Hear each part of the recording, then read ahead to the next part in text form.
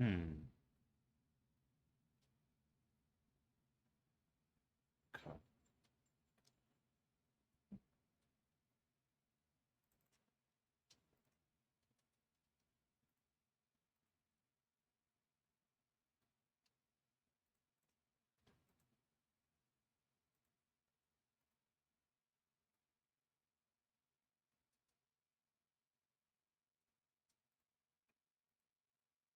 Say something real quick.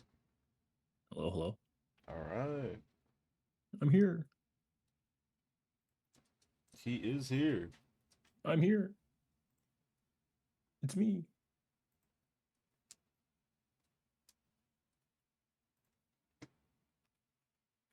Hold on.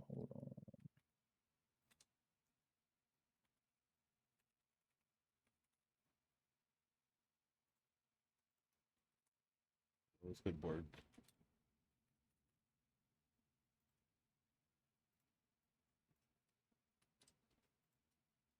You know what? Never mind. I'm not gonna put that in chat.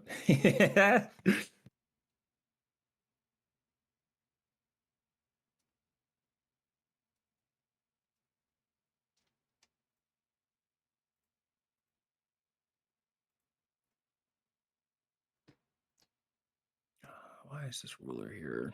Why I want to go away? I'm hitting the correct ruler thing, right? Control T, Control R.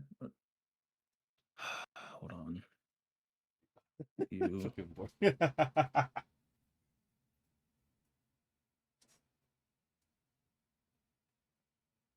All right, Borg. So first things first, you gotta guess the password. I'm kidding. You're fine. No, let me put Discord up so I can still see. There we go. Just go into a. There we go. Just go into a VC in my Discord. I'll drag you up. Yeah. Oh my goodness, why does this keyboard?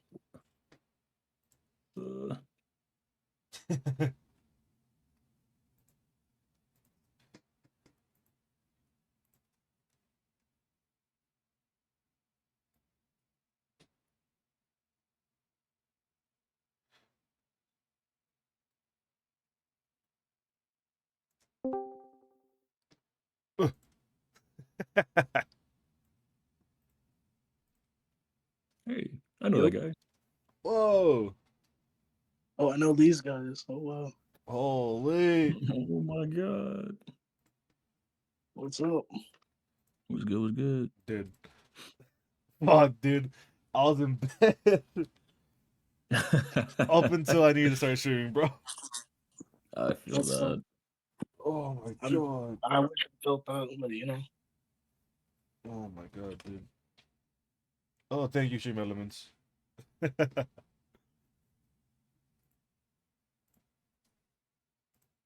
is the house? That's what it is.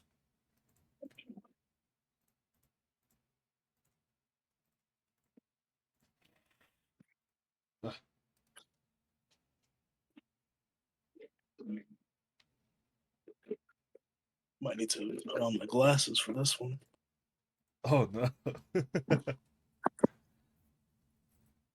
we go.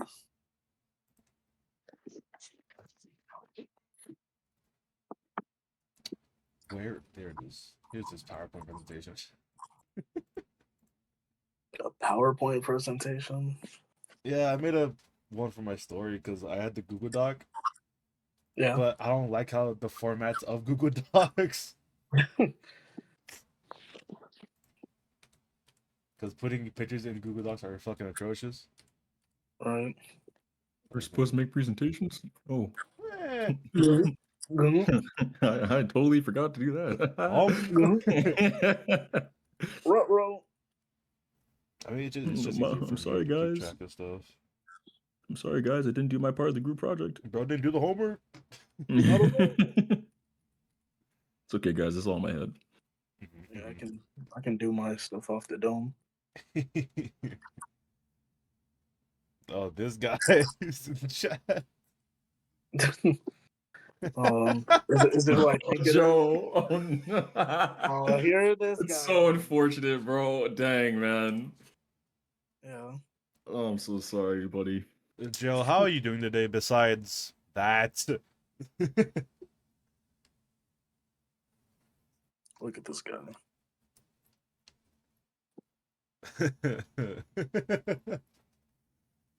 Oh no. Oh.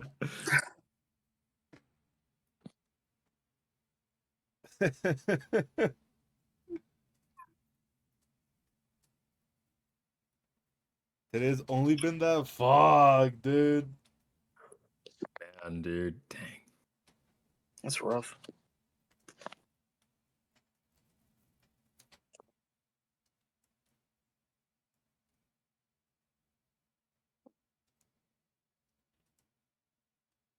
Joe, please tell me you have all your art saved on a flash drive or something. But other than that, it could be worse, I guess. I don't know about that one. Actually, it could be worse. Never mind. It definitely could have could to- be worse. Yeah. You could have to reset your entire computer, delete all 4 to 5 years worth of artwork.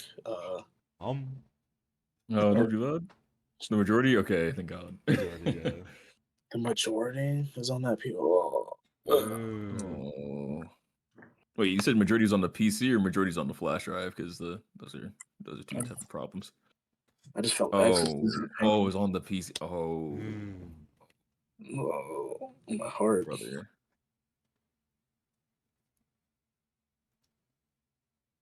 Um,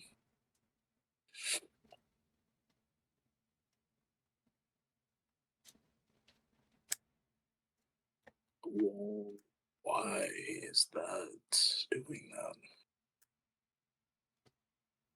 Oh, that makes more sense.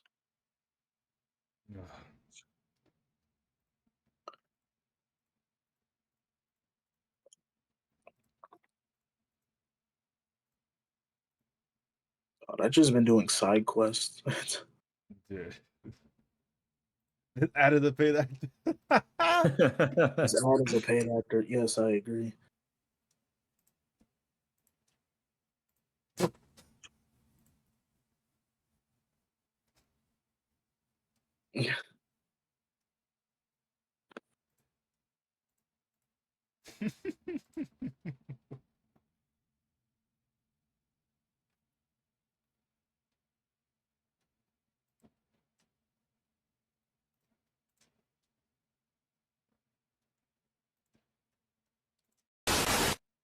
I'm gonna do something real quick. Oh, he's doing the Scooby Doo laugh, guys. Watch out.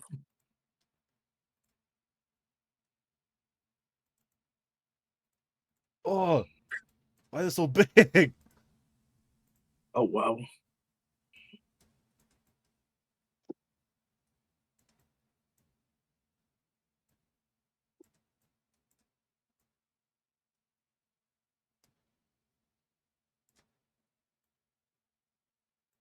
There we go.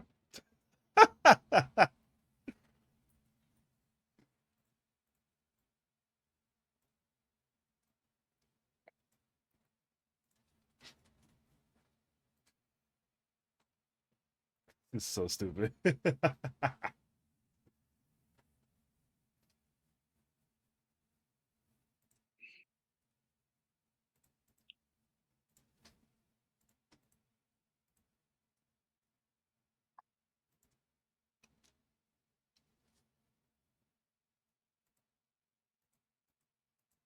was prepping myself to cook dinner earlier, but I might just order something. You just like me for real. Right.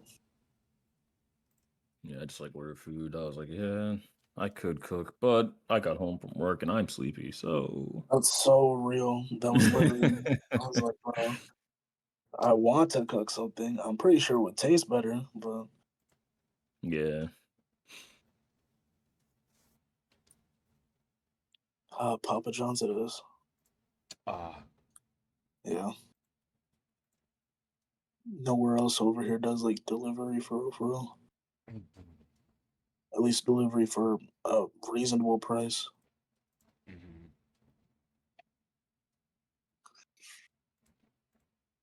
Sarcastic. Mm-hmm. How long have you been writing this story? The main one, at least. For me? Yeah. How long have I, or how long will I be? Have you? Oh, since like high school. That's Since like since 10th grade. It's gone through various changes. How since long then, ago was though, that?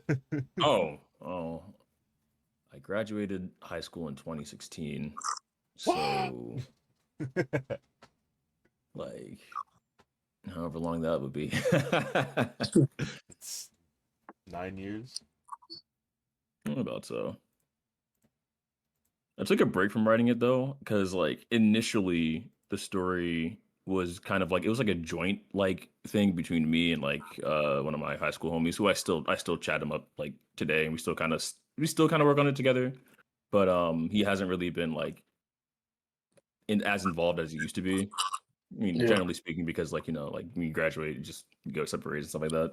But like initially or practically what I've been putting in a Discord is that like you've only been seeing like half of the story, technically speaking, because you're only seeing like my character's half, because he has his own like his own like characters and they're doing their own thing in the story too. But how we planned on releasing it was like I would like release my character's book, and then he would do his, and then we would have like crossover stuff, and it'll like it would work it'll work that way once like our characters kind of like meet up with each other and do all that cool stuff, I guess. So tough. I just I just got back from like the ads, and all I see is hold up, his writing is this fire.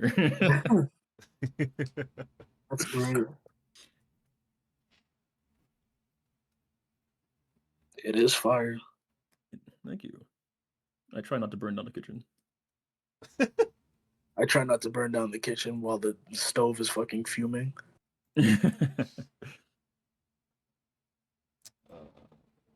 Bork, the same question to you. How long have you been writing the main Okay. story at least? So for Dream Bloom, because right now I'm writing like 4 different main stories. Because there's also Evident Mania, what is it? Heart Soul, and then Prayer. That one's a new one. But for Dream Bloom, it's a bit harder to pin down because I've been having the same reoccurring like lucid dream since I was like a little ass kid. So basically, this shit's so weird. Basically, um, I would go to sleep and I would be on a castle on like a cliffside, and I've returned to that dream like over the last like 21 years of my life. I've returned to that dream like 4 to 5 times, and I stopped after what was it 2022, no 2021, and it was like right after I started like seriously like putting names to characters, and it like that time I went, it wasn't the same as the other times. That time I went there and I saw my main character there too. I was like, wait, you're like real type shit in a weird way. So that's when I really like locked down Dream Bloom as like it's it's my way of going into that story and then bringing it out. Technically, it's weird, but it's my way of entering my dreams and then my dreams coming out to the world technically, and then from that, you know, I it's a big ass story now, but yeah. Dude, Chris is like whispering to you, bro. He's like, I got you, It's dog. it's the fucking it's the damn bro. It's that one image of the artist like looking away from his work, and his work is like it's a skeleton like on his shoulder. Literally, Chris is on my shoulder. I'm just like, damn, I can't escape you. He's like, yeah, I know, I know. It's I odd. need you to write my life, You, Bork. I need you to write my life. me. Yes. You and me, we locked. So what it divulged into was I made Dream Bloom. It was originally like 3 parts, and then I was like, but what if this character became the main character after Chrysis, and then Dream Bloom after became a thing, and then after that, I was like, but they're both so cool. What if they crossed over? So then Dream Bloom Cross became a thing, and then Sarcastic had, and this is the best story I could ever tell anyone. Sarcastic one day came to me. He he he said he said, dude, you know your one character from that recent drawing you just did? It was I believe it was the date night drawing where Chris is and his significant other eating or whatever. They're eating like burgers or some shit. And he was like, there's this one character, he's like wearing a hood, Puri, I think. He's like, Yeah. I had a dream and I was like, I was immediately hooked. I was immediately I was like Bruh. I was like, wait, go on. He was like, dude, what if we crossed over? I was like, I was, for one, I was geeked out. I was geeked out on my fucking mind because that was a sign to me. That was a sign to me. I was like, wait, Bro, your character started speaking to me in my dreams, dog. That's how strong it yes, made them. Hell no, dude. literally. He was like, I had a dream that your character meets my character, and then it starts a crossover. I was like, and you like gave me like the play by play of the scene. I was like, I was like sitting looking at my phone with like wide ass eyes. I was like, Bigger crossover than Smash. Fucking joke. like the crossover like made itself, and it made itself in a way that like was similar to the reason that I'm making my story in the first place. I was like, yeah, this has to happen. So that's how Dream Bloom Soul Essence 0 Point was made, or Mhm. Soul Essence Dream Bloom technically.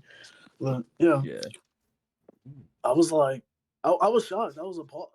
Not appalled. I was like, yeah, I was shocked. I was like, damn, that like fell into place. It was really good. I was definitely like that. That was like a very big light for Dream Bloom, and even like my I already was like hooked into your story, but then like, you told me that I was like, what? But yeah, that's basically Dream Bloom. I mean, it started from a dream, and now like a literal ass, like multiple literal ass dreams, all connected to each other. But Yeah. yeah, don't ask about Heart Soul. Don't ask. That one's the I ugly child. That one's the ugly child. We don't talk about that one. Oh, I no. also want to say that I am also working on a prequel series for my show as well. My series as well. Holy fuck. But the main reason why I don't necessarily talk about it is because it technically spoils a lot from the main series. So I'm like, I don't want to like dive into a lot because like oh man, I really want to like talk about it, but I can't because it's like, man, like I don't want to spoil anything at all. Damn. Okay, I have something similar, but it's something that takes place within like I think it's the second part of the story, where two of my characters like they technically have history with each other, but they like come together and they're like, "Are you so and so's person?" And then you're like, "But you're so wait, you existed during that time?" And they're like, "Yeah." And then they start talking about it, and then you get the prequel to all the shit that's happening, and you're like, "Oh." the the main villain is like fucked up, fucked up. That's all I'll say. That's all I'll say. I love it. I love it. I need soon as you start dropping your stuff for your prequel stuff, I'm there. So I'm there. Now now I'm gonna flip your own question onto you, Crank. Eh, How did your story? How did that start, bro? Yeah, Kirk, we need the lore. We need the sorry. lore, man. The Crank lore. How did Triad Dawn become into fruition? Fuck, I need to lock in fucking job. Yep, you gotta lock in. Bro, me too, bro.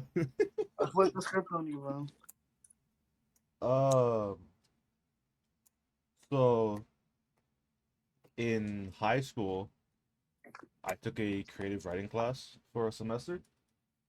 Yeah. Like, I always liked fantasy books and all that stuff because I grew up on like a lot of just like fantasy movies and stuff like that. So like in that class, I was pretty easy. It was pretty easy to just like ramble on about stuff. But the first like story I'd written in there wasn't even along the lines of Triad Dawn. Mm. But the main character did still have fire powers, so that stuck. But after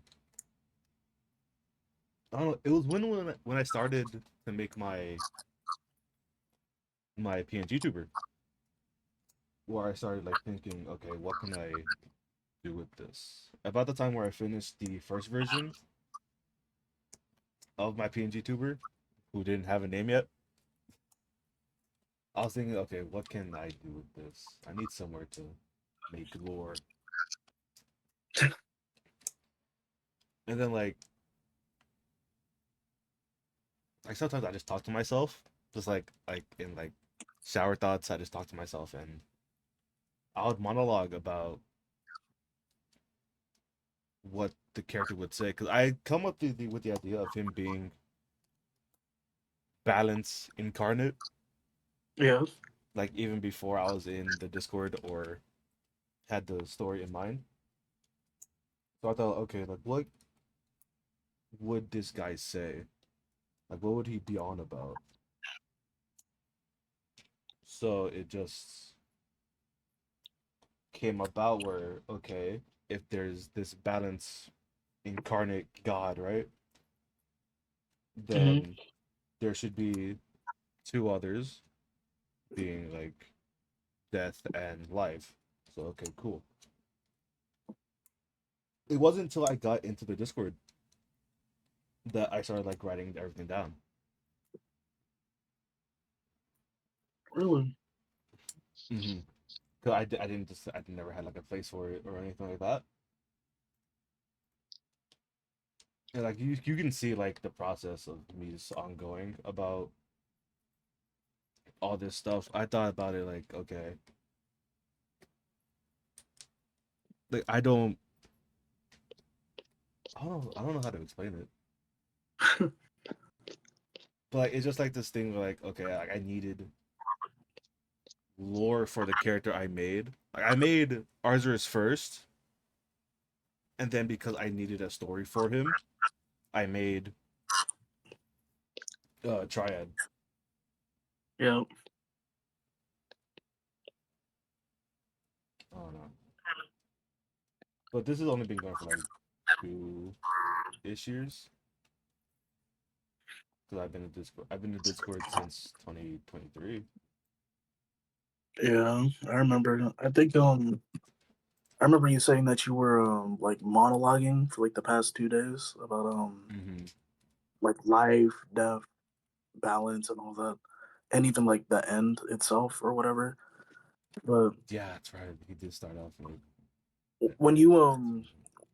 I like really like my eyes like really like ooh when my eyes hit the ooh when you what you said that you were like giving death like a physical form, but like not always. I forget if it was like if death was like always human or something. I forget, but it was something that I think you said it being a constant. It can't like not exist Oh, that's since true. it isn't.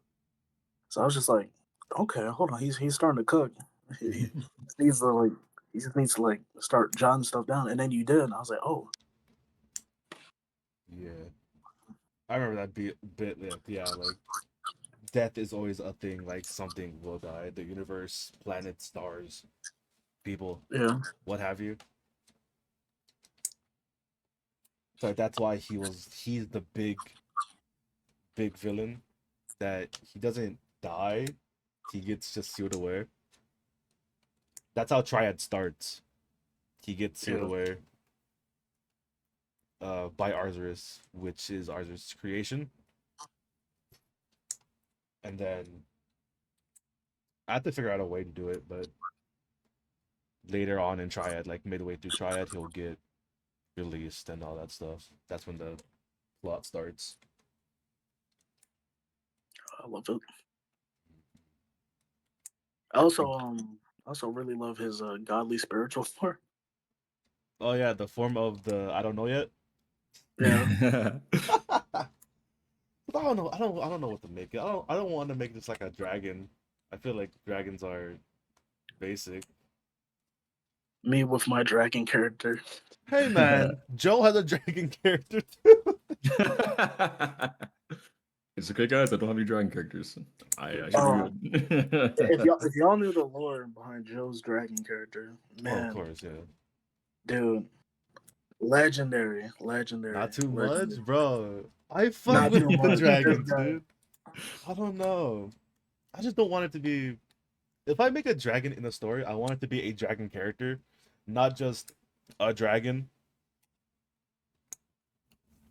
So I So don't what know. we yeah join the club, bro. We have fucking matching jackets. I need a. That's for the other story. I've been tiptoeing with the idea of making another one, like set in the same world. Ooh, Because with the way I do it, Hmm. with it being like life, balance, and death incarnate, what else can be incarnate? I made a time incarnate character before. what? That's in Triad, in one of the posts in Triad. It's like okay, time, space. What can be the third there? I'm gonna need that. Yeah, You're really making me want to go into the prequel series, bro. bro. Like you're really making me Nah, want to dude, say y'all it, brought that bro. up. I was like, oh shit, oh shit. Uh, Because dude, okay, because like you brought up a time. So I do have a time character, and his name is Chorus. He's like I gotta find the notes I had on him, but like what I remember like writing about him was that it's his essence and like his power is practically to keep time flowing correctly, and that's why his no. name is like chorus, like like singing on beat and everything. Mhm. So it's like keeping the seconds like on beat and stuff like that. So That's sick. he's like the main character of the prequel series. That's all I'm gonna say about the prequel series because I don't want to go too much of it, but like man, like because the prequel series it answers a lot of the questions about I'll say the world that the main series is in, Yeah. and it's like it kind of like goes into like a little bit more like explanation because I think I think I did mention in the Discord about the infinite like sea, like Yep. it's like a body of water that like has like if you fall into it like you're practically like lost for an eternity because you Oh go yeah. to different types of realms and stuff like I that. love it. It answers the question of why that's there and how it connects to like Titus's realm and everything else. That's great. So like yeah, because I'm gonna have an arc where like the main characters have to go into the Infinite Sea to like obtain something or something like that. Yo, And I've been like trying to come up with like different types of like environments and realms and like different types of like kingdoms and stuff that I'll have because like the realms within the Infinite Sea, even though they're like broken and like kind of like scattered, they still have people that exist in them, but they can't necessarily leave. mm. Yeah. But yeah, I'm gonna not talk about that because it's just like, spoilers. Yeah, here it is. I technically have a quote unquote time character, but it's more so in the vein of like future Trunks, but not really. It's a twist character, but and I believe it's Cross. I won't say his name. I won't say his name, but basically, rather than it is technically like a character from the future, quote unquote, but that future doesn't, will never, should never exist. But he's here anyways, and he's brought here by the big bad of that. But basically, instead of like a time character, he's more like a concept in a way, like concept art, that kind of thing. And somehow he's in the main plot now. That's all I'll say. That's all I'll say. I'll leave it at that. Yeah, I I have no love. idea. I'm not doing that. Yeah, I made mine because I was thinking like I don't know, I wanted to make another character just cause for fun. So I made That's like usually how it is. Same. yeah. But That's I how I made have all it these damn one shots. yeah, here's exactly what I wrote. Higher powered log. Those some chosen gods have the characteristics of keeping a physical form for the duration of the era, which would be like life, Arzuris, and death. Yep.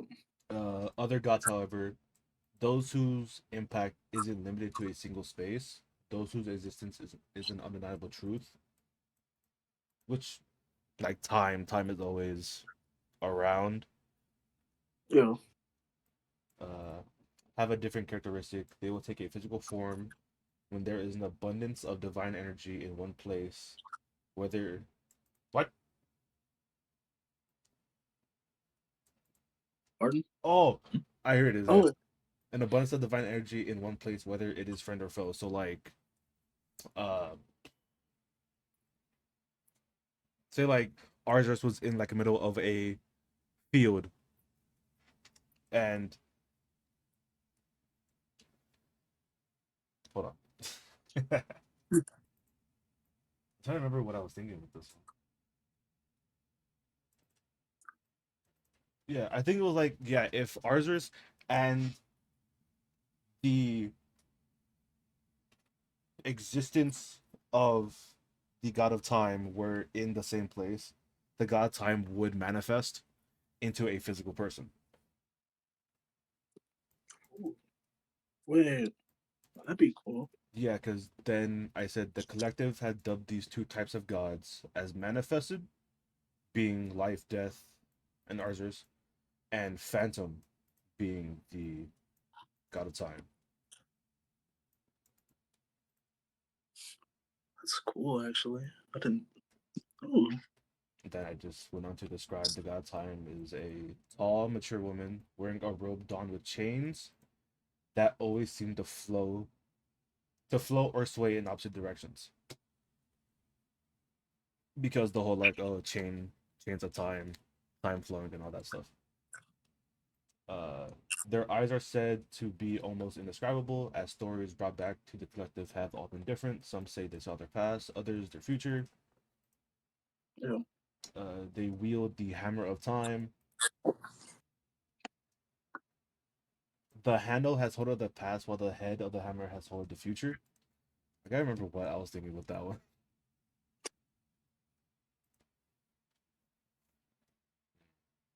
But yeah, that was me bushing. I was on a film set when I wrote that. Yeah. I just found my one shot list for Dream Bloom. Jesus Christ. Woo! Oh man. There's Bro got a so whole book many. over there, man. Oh, hold on. I have okay, so I have Dream Bloom Overture. That's technically the prequel one shot I was talking about earlier, but it happens like in the middle of the story. I have the this isn't the one shot, but these are like the two side series that I'm doing. There's Dream Bloom Karina and then Dream Bloom Knights of Eon. Those are like side arcs or whatever, but they're like condensed in their own like The little title, mini. Yeah. Title drop, Then boy. Yeah, Joe. fucking Joe. okay, so now now I'm about to get into the fucking to the other one shots. There's too many. There's Dream Bloom Azure Wishes and Echo Song. That's the first one shot. There's Dream Bloom Solstice Sin. That's the second one shot. This one has relevance to Joe's character actually. Um but he's not involved. He's not involved, but it has relevance. Dream Bloom Eternity and Bloodflower. Yo, Hold on, now he's cooking. Wait a minute. That's a dope title. What the hell? Yep. And then for Dream Bloom After, yes, it goes into the next series too. Um, Dream Bloom After Shadow Wedding, Hmm. Dream Bloom After The Search for Justice, and then this one's stupid because it's a gag one shot. Dream Bloom after Dreamcatcher. I love that one. That one's so stupid. It's basically like Matchmaker with like two of the stupid characters. Well, they're not stupid, but they act silly when they need to. And then for Dream Bloom Cross, this is the last Oh one shit, shot. that's me. Good job. For Dream Bloom Cross, this is the last one shot I have. Let me see the name. It is,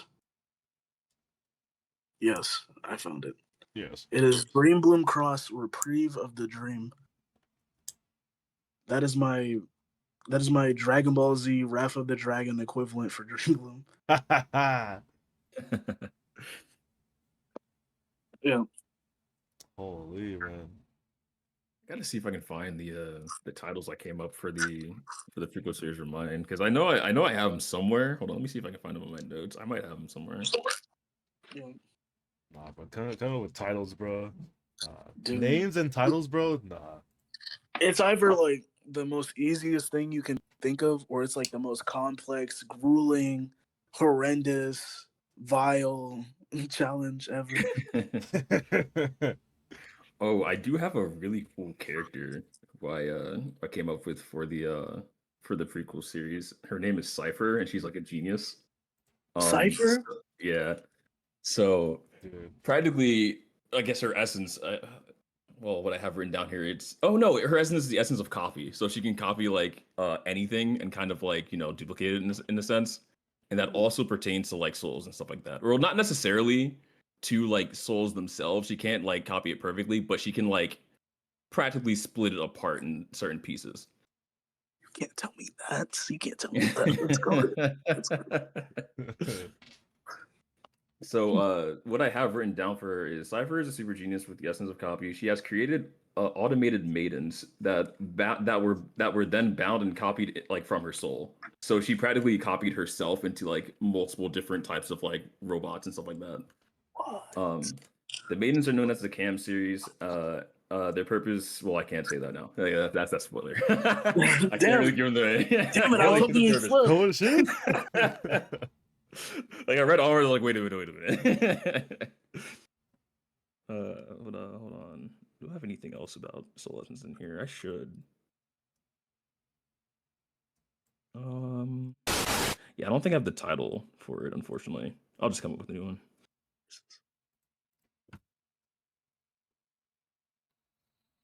That's unfortunate. But at the same time, I'm looking forward to that.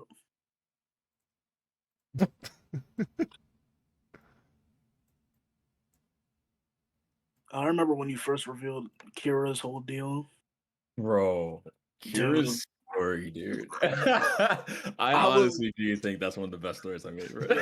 You were cooking. You were cooking. I was on my knees reading it. I was like, bro, oh my god. It's a tragedy, but it's like it's good. Yeah.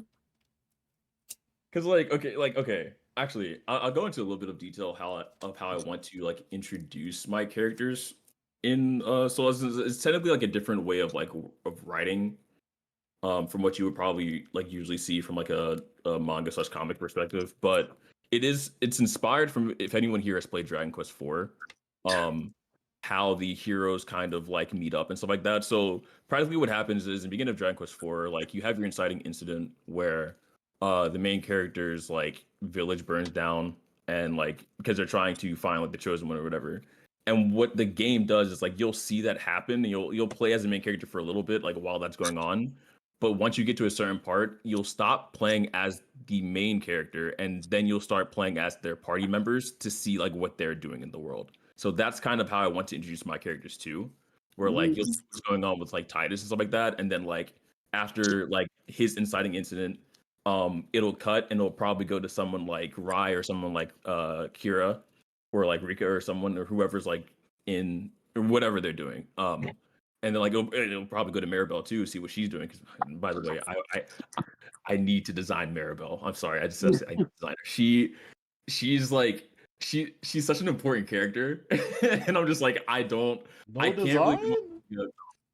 really come up with like a good like picture in my head yet.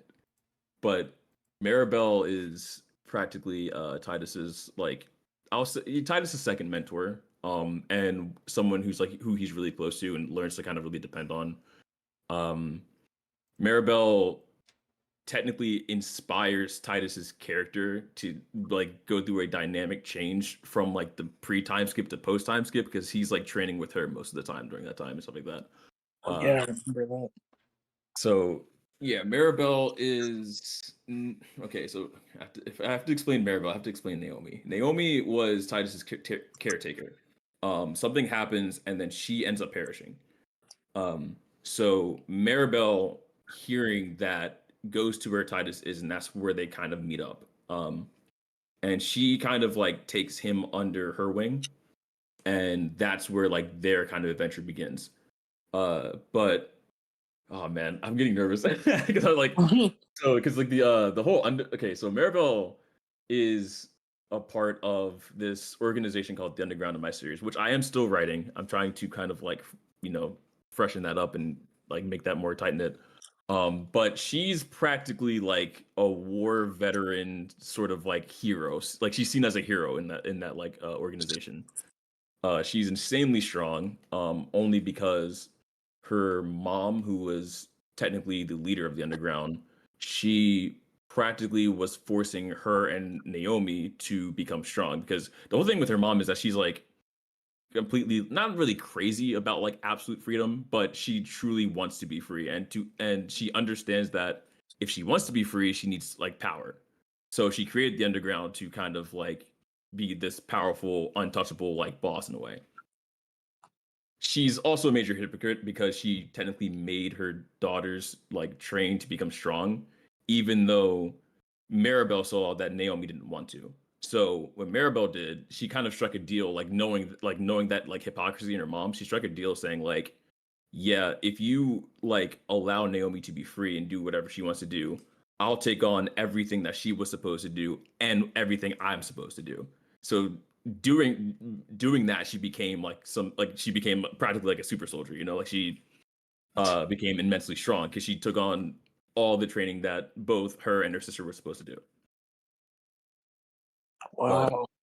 yeah, like that's when like Maribel, she's really like more of a dependable character that way. She did not want like Naomi to go through the same thing she did, and she's like a really good older sister. I agree. I wonder if I have anyone like that.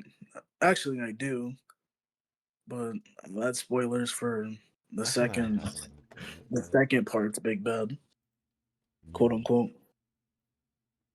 Though I have shown her before. In fact, actually, you know what? No, no, no, no. Never mind. Never mind. Never mind. I'm sure I've talked about it at length in the Discord, but I'm not gonna bring it up here.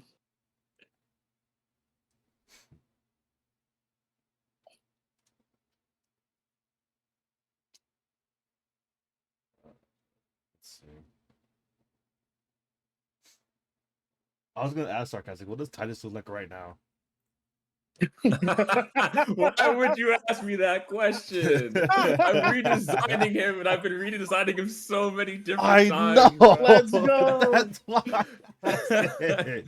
So what I'm leaning towards is still the red bandana on his head, because technically that is a keepsake from Naomi after she perished, and that's something that he will always like have. So initially it started off as a scarf, but due to it being damaged and stuff like that, it kind of became like that small that he actually just wears it on his head instead.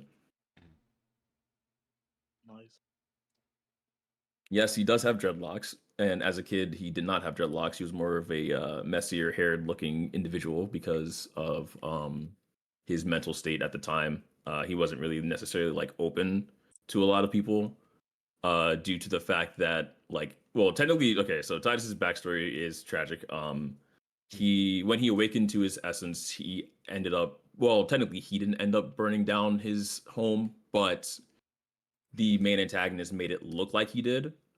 Um, so he was like blamed for that. And by his home, I don't mean like his house. I mean like the entire like technically like small isle like continent that he was on burns to the ground.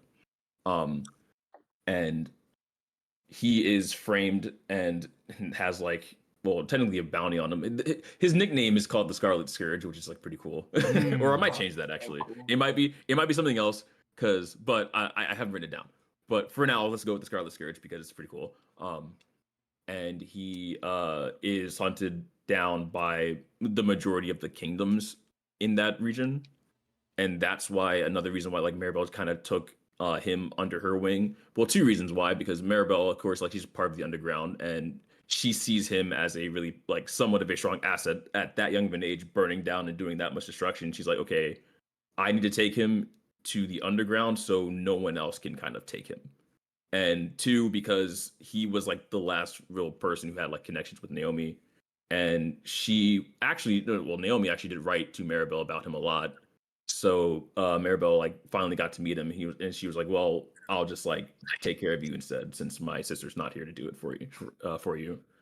So she kind of like just takes lead with that. But yeah, his mental state was like he really didn't like. Well, he trusted Maribel because like it was kind of like a sort of like it was like in the heat of the moment type of thing where they had to like get away, but he doesn't really trust a lot of people because he's like, okay, like people, well, first off, he was just betrayed, and then secondly, he's like, people are coming after me, I need to look after myself. So he became a bit more closed off in the pre-time skip era, but after training and kind of like learning how to let go of all that, he becomes a lot more open in the post-time skip. I love that. Thanks, man. I tried really hard. Yeah. Oh yeah. Hmm. Hmm. What is y'all? Do y'all have like a self insert in the story? Because like with me, I made the higher powers, which are like the almighty watchers and bestowers of powers and makers of gods, as like to represent us as writers. Yep. Because like the description of them are like the ones who, the one or ones who assign beings with the roles of gods. Roles of gods are in quotes. Hold on, what the fuck? The one or ones who assign beings with the roles of gods and powers from beyond the norm.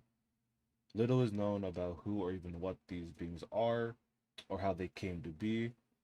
However, there are tales and myths about them, most notably ones that state the stars are not what they seem, and if they have unlimited power, why do such heavenly abilities overlap?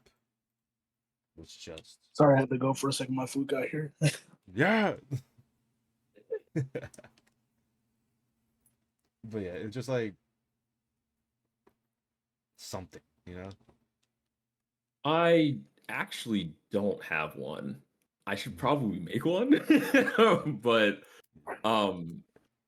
because like, well, if you asked me like a couple years ago, I probably would have said Titus, but I've come to the mindset where I'm like, I don't want to write myself as being the main character. That feels Dude, to me as being cringe. So I'm going to Yeah. be like, I yeah, the I'm kind of same like thing.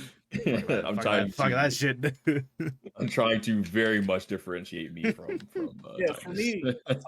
for me, Christus used to be like myself, right? But then over time, I was like, this character just is not me anymore. And Yeah. it wasn't like Yeah. it wasn't like a bad thing. It was more like I used him to express myself so much, and then when the point where I felt like I had to make a big change, I kind of like used him for that. But then I was like, well, he's not me anymore now. He's just like himself. I'm like, okay. Yeah. Yeah.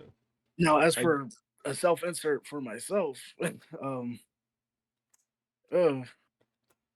no. No. So I do have characters inspired from people in my family though. Mm. Oh, So shit. and they are actually part of Ty's family too, funny enough. Well, his actual like family.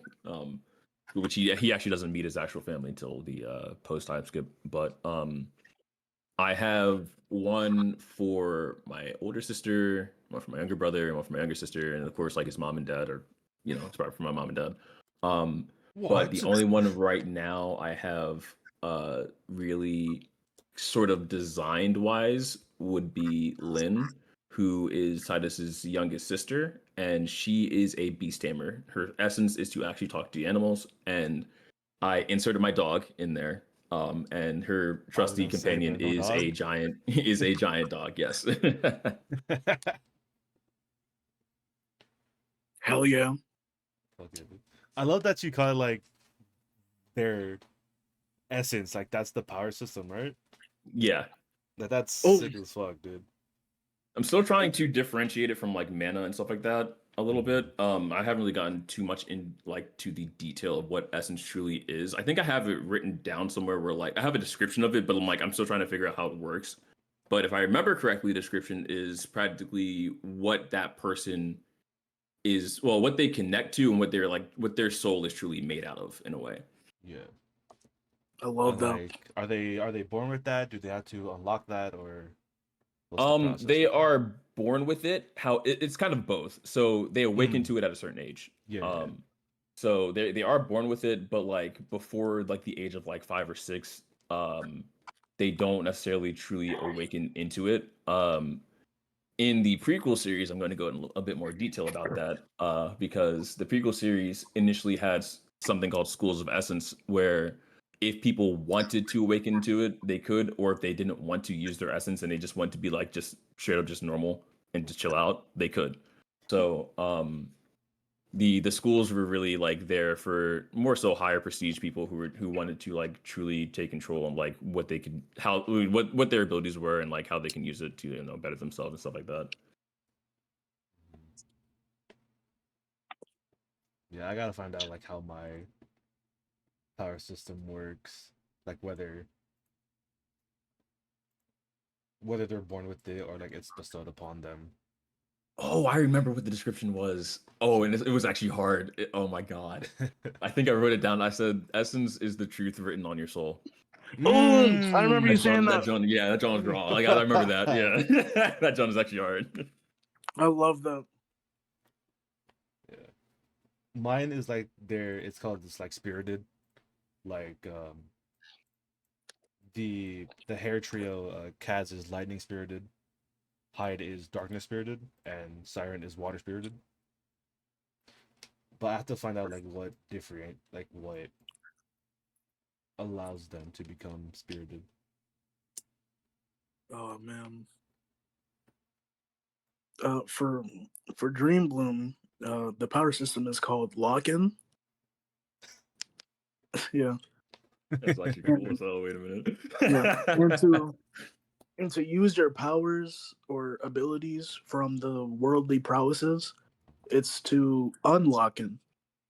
So some people don't have the aptitude to use their powers, but they generally most people have access to it. One of my characters, Nima Milt, the Queen of Spades, does not have that power. She's like forever locked out of the power system, basically. Hmm. The only thing she has access to is magic, which anyone can use. But basically, I made like a worldly poem or whatever, and it split off into like 5 or 6 parts. I think it was. It's either a poem or a song. I forget what it was, but it split off into like 5 or 6 parts, and it details the usage of these powers. I forget what it was specifically, but it's split off into like 5 main things, and then there's the big thing when you use them all together. I think it's spirit. Oh fuck, I'm blanking hard. Spirit, um, dreams. I can look this up. Hold on, let me find this. Let me find this. I know it's here somewhere. Let me see.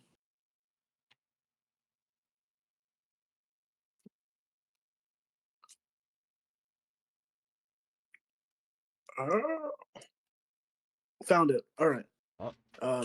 There's spark, there's spirit, there's dreams, there's magic, there's anti-magic, and it's not five. It's hybrid magics. Oh, excuse me. And then all of those together, the culmination of all lock-in is called a surgeons. Surgeons. Oh, I love using surgeons in my story. That's so good. Um, Basically everyone wants to try and force the surgeons to happen, but like we see like the failed effects of the surgeons throughout the story, and then the positive effects of the surgeons. But that's the power system, basically. Oh, it's That all seems listed funny. here. I could It's all listed here. I could Oh, hold on. I literally have like the whole thing right here. Oh, I even gave it like a sub name. Oh no, hold on. It's always weird going back to your work and then you're like, wait, did I do this? Right? Yeah. Are y'all prepared to sit down and listen to me detail all of this? Yeah. Yes, sir. All right, hold on. The worldly prowesses, Logden Surin, or Lock-in. Lock-in is the path to ideas and wonder that make up the entire world, people, and the powers that come about from unlocking the gates to such possibility. Its full name, Lockden Surin, within the story means gates of dreams, nightmares, and ideas. Spark. All ideas begin in a spark. It is what sets off the actions that follow, and the planets of Dreambloom draw from this to sustain and restore themselves and the inhabitants. For those that use this part of the power system, the energy first rises up from this state and forms into physical changes of things around them or themselves. They can use this to heal themselves, beginning of using transformations called jacks, sensing other presences, gathering great power in this and other prowesses. Spirit. This is the idea as it begins to make sense. The fuel to imagination. That, of course, means the driving force, a center being. Spirit is one's very being, an energy you can draw from to strengthen your attacks, reinforce them, or refill to extend your life.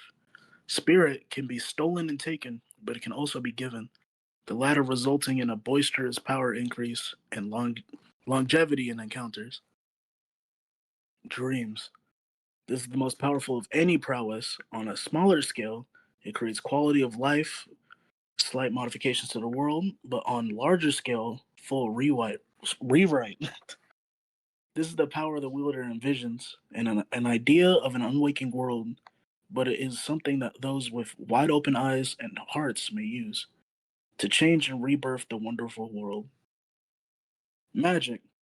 Though spark makes this possible, it is one spirit existing that allows people to use magic. An idea given wonder by the wielder of the magic. This is used for a variety of purposes: travel, medicine, games, battle, and recreation. These all manifest and flourish when presented to others. Anti magic. I love this one. This is not born of a spirit. In fact, being a spirit all its own, anti magic is a will that desires to share itself and empower any that let it. It desires to lean upon another in reference, and in doing so multiplies its own flimsy ideas based upon yours. Hybrid magics.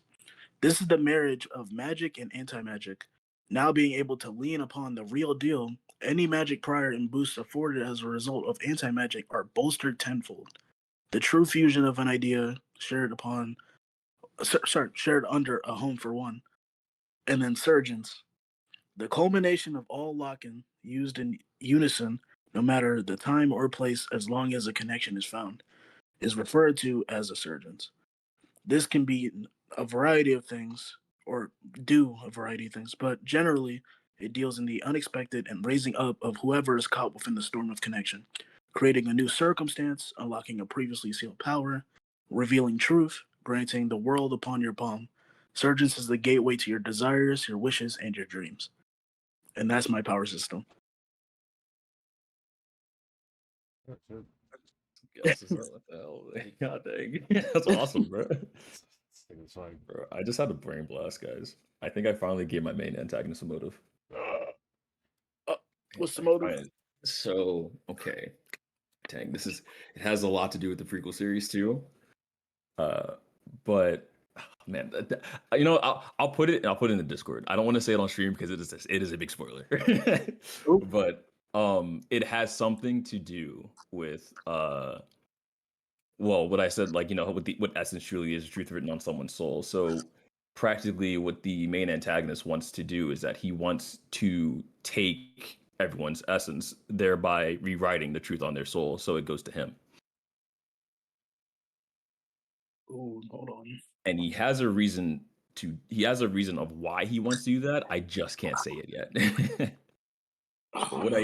What I can say is, since you went into your power system and stuff like that, I would kind of want to explain like how the world of, or I guess like the realm of Titus, like in all of them. Well, I'll call it the Infinite Realm because that's what it's actually named for now. How it works, because you guys have probably already seen the Discord, but I just want to say it. So practically, the realm is always infinitely expanding, infinitely creating new possibilities and new like areas to for like the people within the realm to explore and like go out and I guess settle in. Um, so how that works is that there is a giant ball of pure, like just pure essence, pure soul sort of energy within the center of the realm.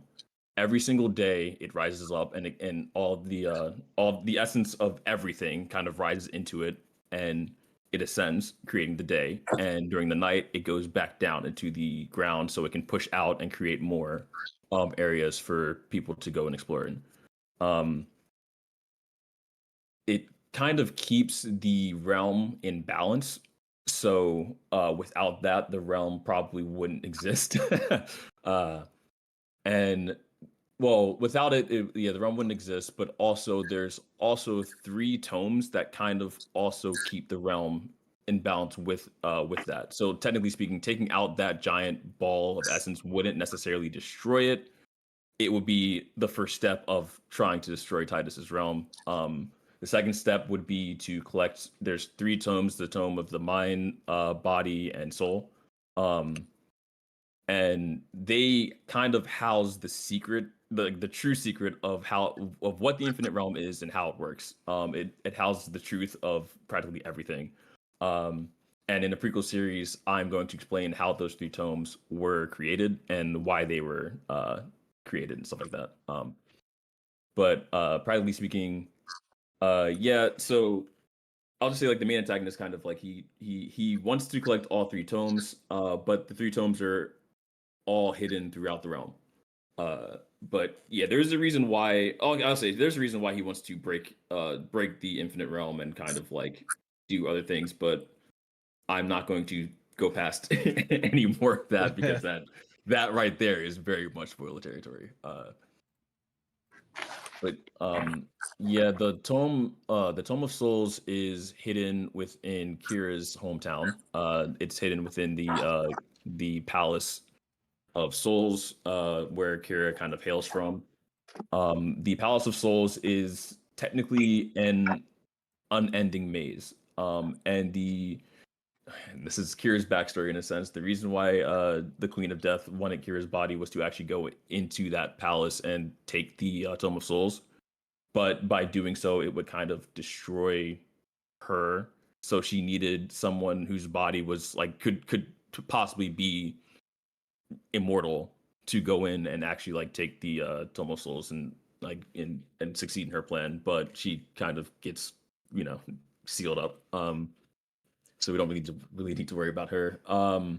The Tome of the Mind is actually within my so this is where my high school friend kind of comes in. His character, his family actually guards the Tome of the Mind. And I haven't come up with like where the Tome of the Body is yet, but and I should probably like make a map in the I'll post on the Discord too of how like the what the realm kind of looks like if you're looking at it from above. So there's like three different like oh man, there's like these three different walls that separate the three masses of land of like the kingdoms and stuff like that. So the where the Palace of Souls is located would be the where did I have it? I think I had it in the west. just imagine like a peace sign, if you can imagine that. That's kind of how the map was going to be looking. That's how you'll see the map like looking down on it, you know. So I think Titus is where I had Titus and like his adventures and stuff take place. That's on the east. Um, Titus's rival is in the north, and then Titus, no, and Kira's hometown. No, yeah, Kira's hometown would be in the west. If that makes sense, I might have just changed it. I don't know. It's so I have to go and write and do all that. That's kind of like still in the works, but that's practically like sort of how Titus's like world works and stuff like that. So, but yeah, that's all I have written down for that so far. Yeah.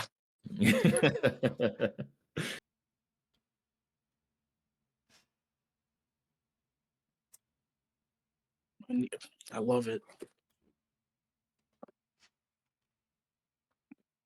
What about the world of Trey Dawn? Ah. What about it? I mean, like, is it? Do you have like an idea of like the map and stuff, or? Let's see. So like going from. I actually do have this in that it's north, northwest, and west serve as the territory for the like life side. So like the Zarina's people are there. The living situation and technology are highly advanced. The city, yeah, the situation and technology are highly advanced. This city houses the civilization of boss leader Zarina. It's highly advanced because the people of Zarina are cursed because they did like forsake their god. So they were cursed with only getting like knowledge based powers. So it's our curse that resulting the curse isn't that they don't have powers from beyond. But as punishment they're cursed. The majority of people with the abilities related to intelligence, hence the advanced technology. But there's a chance of them having like a water spirited or a magic based power still.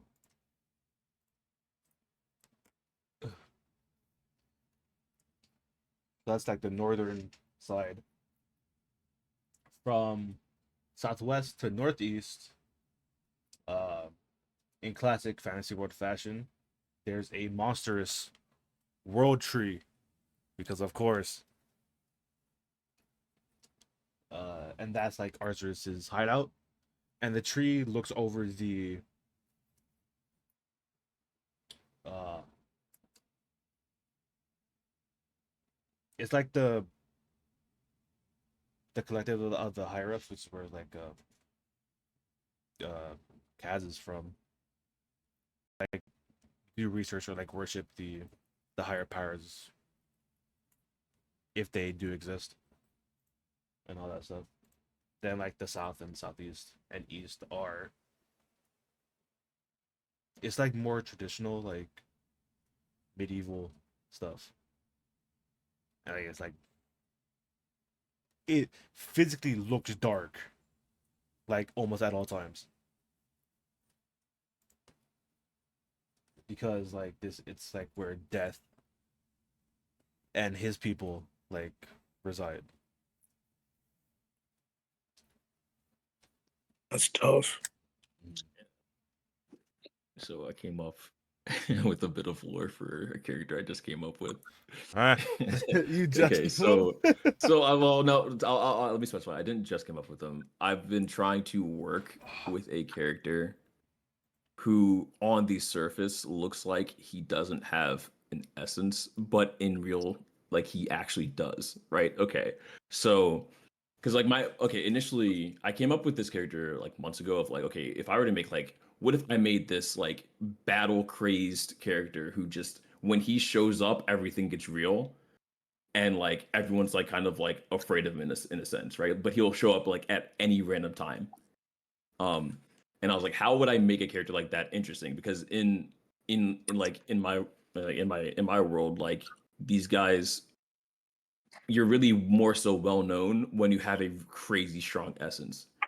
So how I'm going to twist is that he doesn't use it, right? He just doesn't use it. He's just crazy strong, right? Like people are wondering, like what's his essence? Like why is he so scary? He just no one knows, and like legends say he doesn't have one or he doesn't use one.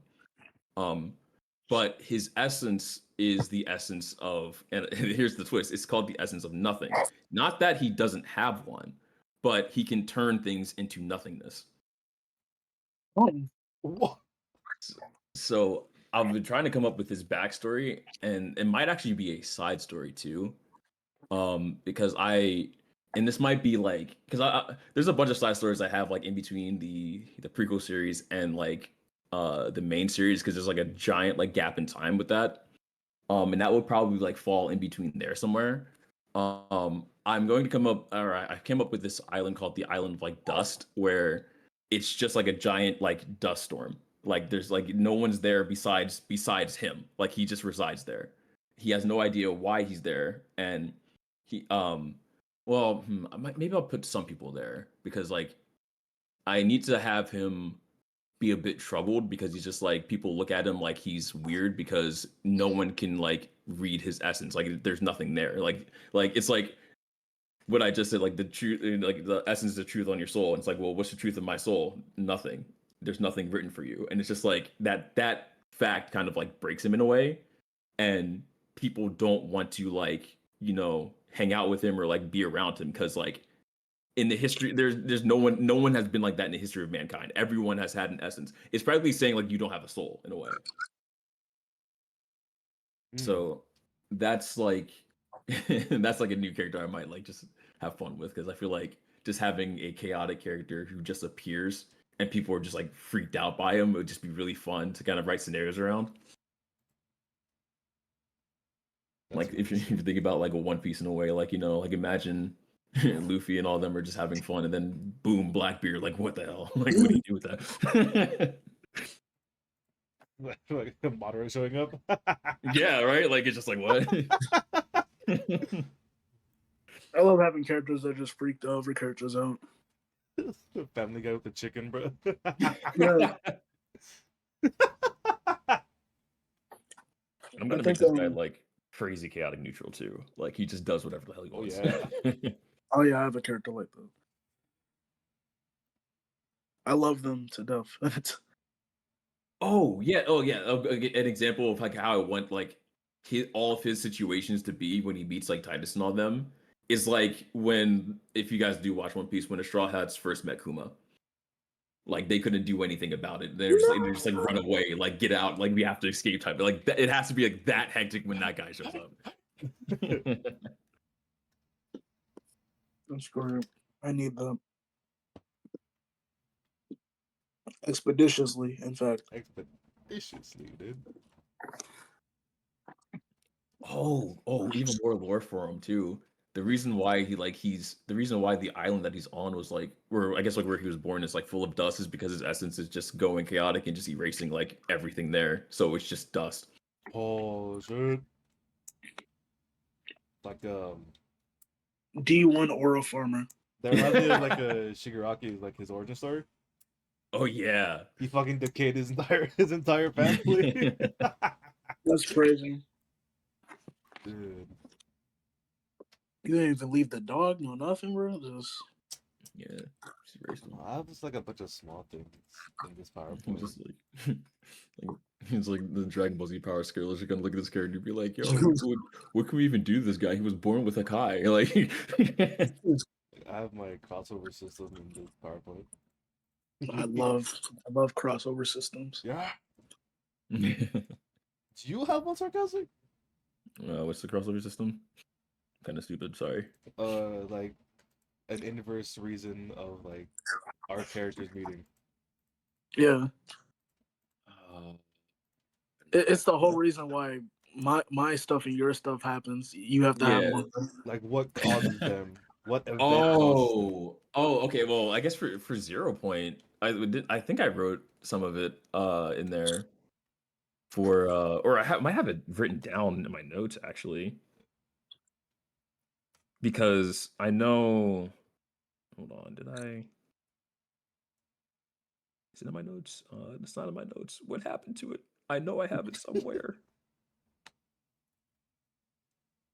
It actually might be in the Discord. Was it I'm not sure if I went to detail. I know Maribel went missing, but I think that I said that there was like that Titus and Ugetsu's gang, which Ugetsu is by the way, is just Titus's rival. Practically they were going on a mission, and because this is post time skip, so they would have like I'm gonna call it the world blimp because that's kind of where they kind of like reside, like in the sky and stuff like that. Um Yeah. and they heard Maribel went missing, so they went out to search for her, and like while they were flying around there was like this sort of like I guess black hole that kind of like spawns and kind of sucks everyone in. But it was because the main antagonist is trying to use Maribel as a way to get to the pure essence of Titus's world, to give it life. So Yeah. I'm not sure if this is necessarily like a system, but like it was a reason of like how everyone met up. Yeah. And in Dream Bloom's case itself, there is a intrinsically important, like very important crossover system that's also a part of the story itself. It's called the it's two parts technically. One part is like how the world itself is structured. It's called the Willis equation, the will us into existence equation or whatever. That's how the world itself works. And there's the inside, there's the outside. The outside is basically like the offer, the story, the dreams, the concepts, the possibility, the etc. And then the inside is the story itself. And then alongside all of that, like right next to it, there's the cross belt. The cross belt is how characters can cross over from one story or one ladder, as I've called it, into another ladder. So Chrysis post what post the main story, travels through that, and then goes to other stories. Not privy to any of you guys. He's definitely like going to your guys' story after the main story's done. He's just gonna randomly appear in like one off panel, eating like brisket or So something. I do actually, now you speak of it, I do have technically system now. Okay, technically I have Cool. two. So Cool. one for, and this one's more so specifically for 0 point. Yeah. And so there is a character in my series. Well, technically she's a part of the main group for the prequel series, but she's also in the main series as well. Um, and her name is Layla. She and her essence is technically to connect to the collective unconscious. So in a Oh. way, she can make like dreams real in a sense.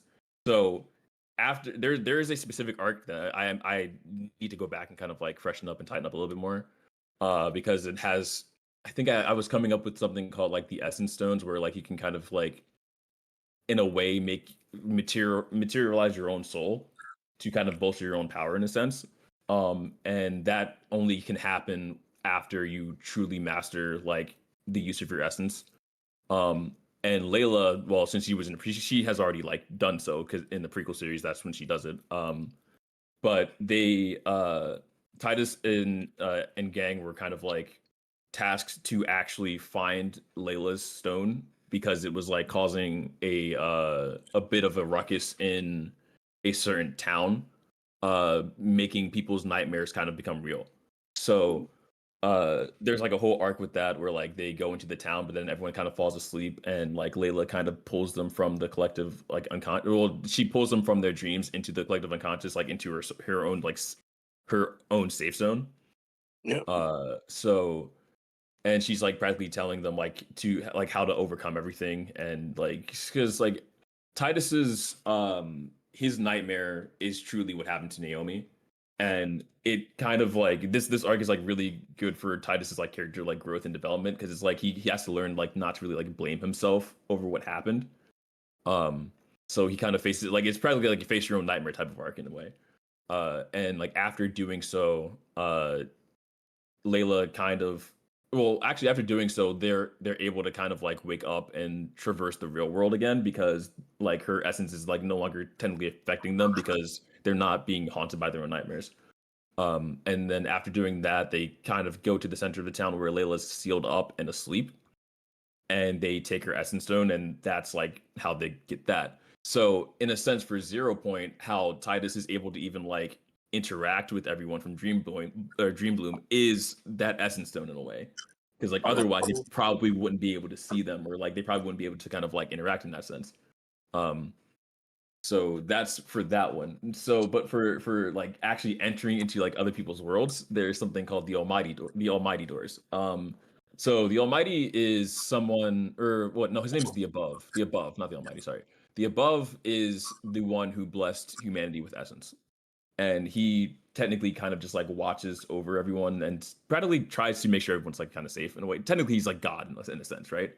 Um, so the Almighty doors actually lead like to other unspecified realms, and that's what I have written for it because they're just up like I can't really specify like everyone else's story. It just leads to their realms in a sense. So technically speaking, yes, like if Titus goes to the Almighty's realm and actually gets to those doors, he can actually go to other people's worlds. Oh, that's sick. Yeah, mine. It's called the actual current anomaly. That's so freaking cool, bro. Yeah. I love that. That's so Yeah, gas, dude. sweet. So like it's kind of like what Sarcastic was saying, like the higher powers, singular or plural, regardless, they kind of like look over the world, the entire like world, just like making sure everyone's safe, blessing people, crushing people, what have you. But it's kind of the way I thought about it is like all the stars are respective stories. So it's like in the example I put like as an experience, it's someone was like outside laying down, whatever, looking up at the stars, and the stars had aligned in a way where if you were to draw a constellation line, it would make a spiral. Yes. Um, and then while they were looking at this spiral, they were almost like swept up into it, like kind of like sucked into it, and they started just like drifting, coasting, flying along this path into this spiral. And within this spiral, they saw all these other just figures, like not even like full bodied people, just like images, like silhouettes of like masked men, dragons, royals, what have you. And as they all like just like travel along this path, they all veer off into their own stars. So if you really wanted to, when you're on this current of whatever, if you really wanted to, you can just veer off into someone else's star. The only catch is because this is like an anomaly, there's no set way to get to it. It just happens by chance. So if you did go into someone else's star, there's no guarantee you're coming back. Oh, that's tough. That that's gas because like that kind of like is a bit is a bit similar to the Infinite Sea for me because like if you fall in, there's no guarantee you can come back in a sense. But like it's dog, that's so cool. Oh, that's But similar No, to. because I was gonna say, technically speaking, because I totally forgot about the Infinite Sea. Technically speaking, I have like yeah, three, but the Infinite Sea is more of a randomizer in a sense. So like, if Titus like falls into the Infinite Sea, he could probably end up in like Dream Bloom's world by accident, and possibly have no way of getting out. yeah. Technically, though, with mine, it's not physical; it's mental. Yeah, So, it's mental. like, That's pretty cool. yeah, because like I had put before, like they had gone off on search in search of an adventurer who had been missing for like a few days, and they found him in like almost a comatose state. So like they brought him back, but between the time they found him and them taking him back to the collective, they had woken up. So it's kind of just like a dream. But like it's to the sense where like it feels so real that you feel like you could never come back, like you're panicking and all that stuff. But I don't know yet. It's kind of similar to the roaming hollow in Dream Bloom, as well as the dreamscape and the mirror world, Mm-hmm. where if you are in like any of those places, you could very well stay there for like a long time. And like not be aware of how to get back, or if there is a way back at all. For the mirror world, there's like a big ass door that connects to the main world and the mirror world. For the dreamscape, you kind of need, you kind of like have to intentionally get there, but you would have to ride along the cross belt and then enter into the space of dreams, and then you can just travel from there. But there's no guarantee you'll come back. And then with the roaming hollow, that's like a place beneath the desert, and it's like its own like little liminal space, and it's hellish down there, kind of. But yeah, Yeah, I know I wanted to do something with stars because in Genshin, there's this thing. They said this thing where like it's like a legend in the world where the skies are fake, and then like in the most recent like main story thing, there was one of the characters did an attack so powerful, it cracked the sky, Sick. and like behind it is like this just limited like unlimited like space and moons and stuff. So like I was thinking about that like, oh, I knew I wanted like a reasonable explanation for crossing over. Like, all right, I'll make everything like their own star is like their own world and stuff like that. So like, all right, how do we get there though? Yeah. Originally, it was like if like say like Dream Bloom and Triad Dawns, their stars perfectly aligned, something would happen, like a portal would open or something like that. I don't know. I like this one though. you just made a new crossover. It was either like that or like the stars align, or it would be like the main character of each story does the same exact action at the same exact time, where one of them would flip out of their wood into the other. Oh, But like a Timmy Jimmy Power Hour kind of thing.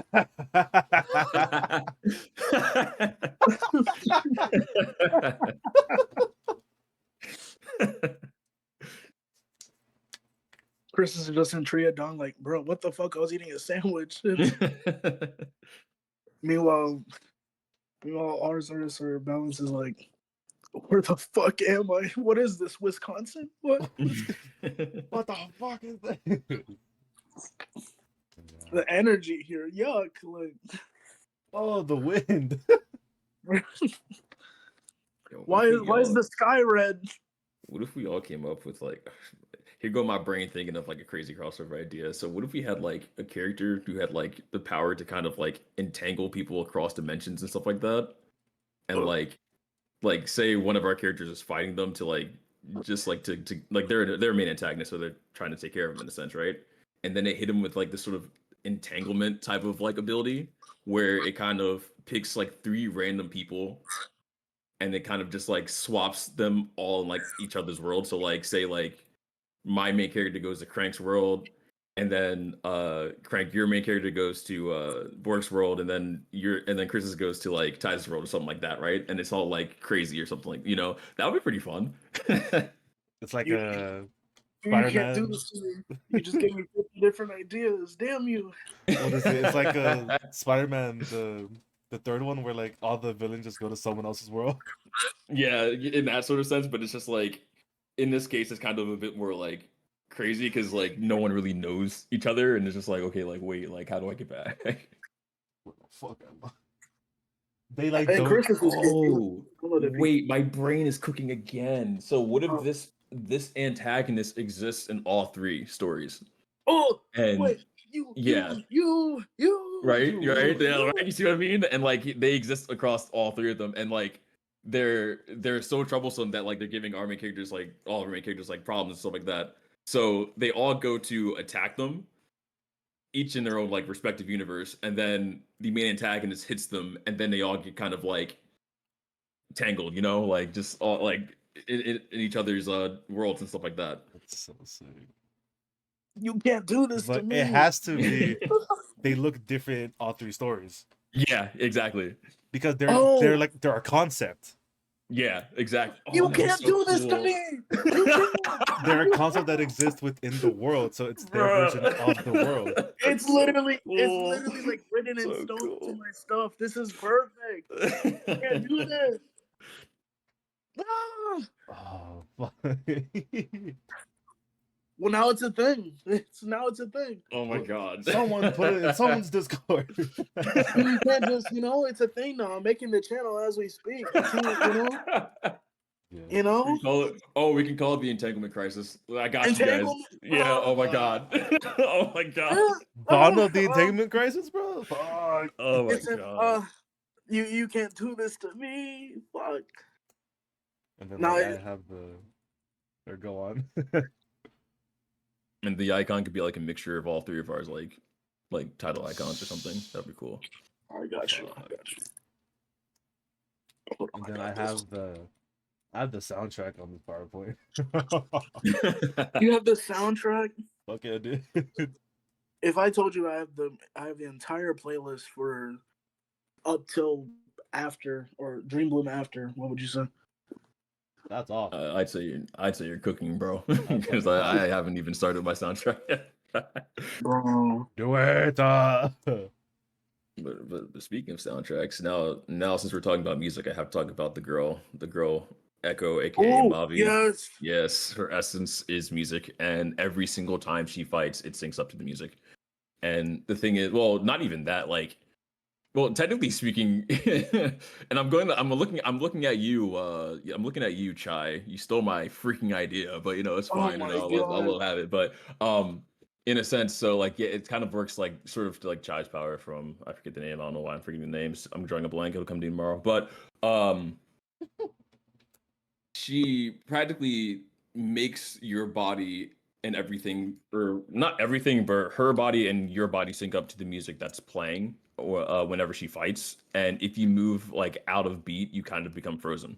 In a sense, like you kind of get punished for it in a sense. So she has a really big advantage So like, in when she starts to fight, unless you figure out like if you figure that out, then you're on equal playing field though. yeah,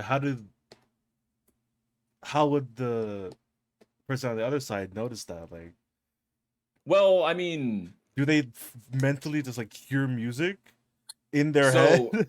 So Echo's equipment, she kind of actually has like I guess speakers on her gloves. Mm. And she fights with, well, I have to her weapon, I've changed her weapon several times, but I want it to be a sort of like Holy shit. initially, so the concept for her weapons were she would fight with like wired head like earbuds in a sense and stuff like that. So that they're a whip, but she'll has like earbuds attached to them at the end, which is pretty cool. And they're plugged into her gloves that kind of like make music. Mm.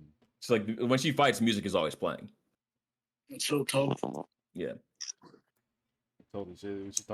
We haven't even talked about weapons, bro. Fuck. I'm glad you brought up music weapons because I have an entire Ginyu Force like team Oh, what that the fuck? that are their team name is Synchronize or Team Synchronize, and They're so ridiculous. But if actually, you know what? Yeah, I'm gonna spoil this. About 80% of their members get boomed in like the first story, That's crazy. Oh, like the first part. That's Yeah. crazy, bro. Yes. And then in Dream Boom after you finally like figure out the reason why, and it's like, oh, okay, you're just fucked up. Also, I want to say this. If I randomly disconnect, it's because there's a storm happening where I'm at right now. Mhm. Oh, But you too? yeah, You too. yeah. So yeah, There's if like, I randomly disconnect, I didn't leave, my electricity just went out, or my internet, yeah, or maybe both. I don't know. that's a good caution sign to have because yeah, I'm suffering through something similar. Yeah. So if we're talking about weapons, Wow. I Holy I fuck. have. So Titus, I finally actually came up with like Titus's weapon. Initially, I wanted him to be more of a weapon master to kind of like mimic his allies' weapons with his essence in a way. But now, I've kind of come up with it. So remember how I said like the bandana on his head used to be a scarf? Well, Yeah. that scarf was when he was younger used to be his also his main weapon. He would connect like a not sure, should it be a kunai or a knife? But he would connect it like towards the end of the scarf and kind of use it as like a whip blade. Oh, Um, and post time skip, it evolves. Well, not necessarily like his scarf, because his scarf is kind of like in tatters now, so he can't really use it as a weapon. But Maribel kind of Maribel kind of teaches him how to use essence materialization, which is like coming up with a materialized type of weapon with his imagination via his essence. So what he imagined is a how can I explain this? It would be really better to draw it than explain it, but like it's like a chain mixed with like a circle blade on the end, which connects once it can well he can throw the circle blades and it comes back to him, kind of like the blades in Warframe if you guys ever played Warframe. Um and the end of the chain and have it spin on the end. So you kind of use it as like a more advanced sort of like whip blade in a sense. Mm. interesting. I still have to come up with like everyone else's weapons though. Well, Kira's is a scythe. We already know that. Kira's is technically a dual-headed scythe. Oh, you too, huh? And she Oh, has you too? yeah. Yeah. They're so cool, right? God dang. But yeah, Kira has she has like multiple scythes to use. One is the bone scythe, which okay, so Kira's bone scythe is kind of like morbid in a way. So how it was created Oh yeah. was like she kind of like killed this dude, and it's like his spine, and the blade is popping out of his skull, like for where his tongue would be, Mm. and it's like it's pretty sick. That's fire though. And Titus, not Titus. Why am I saying Titus? Titus, get on my head. Leave. But Kira, her essence. Well, yeah, she has two, technically speaking, and it's due to the Queen of Death also being sealed within her. Well, hold on. I Whoa. thought my screen blacked out because I thought the thunder hit it. We're good. Everything's fine. Sorry. But Excellent. uh Kira's essence is that she can manipulate bone structure. So Oh wow. she can have the scythe like grow and like shrink if she wants to. She can have like she can extend its reach, which is pretty cool. Um, she also has the Queen of Death scythe, which she doesn't really use that often because it kind of like bolsters the Queen of Death's essence, and doing that also hurts Kira herself because when she uses the Queen of Death's essence of instant death, she feels how the person dies. So she Mm. also takes like that mental like toll on her body. Like she doesn't die herself, but she feels it, and it's like it's not good for her. So she doesn't really like using that scythe, but she can also use it. That's great. I love scythes. Can I say I that? love science, bro. Same, dude. They're so freaking cool, man. What's Chris's up? Chris's main weapon is a scythe, yeah. But the metal part of the scythe is actually like a weird liquid metal that causes the entire scythe to change shape. So it's also a dagger. Oh, I love that. I love that thing. That it makes combat so interesting because one second he'd be like going hand to hand with you, he pulls out his dagger, and then you like skid him back, and then suddenly he's charging at you with a fucking scythe. Cool as hell. And then and then I think in part three, he's like he's like depressed and shit. he's depressed in part three, and then his father figure, not his actual father, but his father figure, and that technically adopted him, I think. He's just like, well, come here, boy. I got something for you, and he gives him. I think I called it the multi gear. It's Oh. a offhanded weapon that he wears. Let me see what it does again. I have to go through my notes. Let me see here.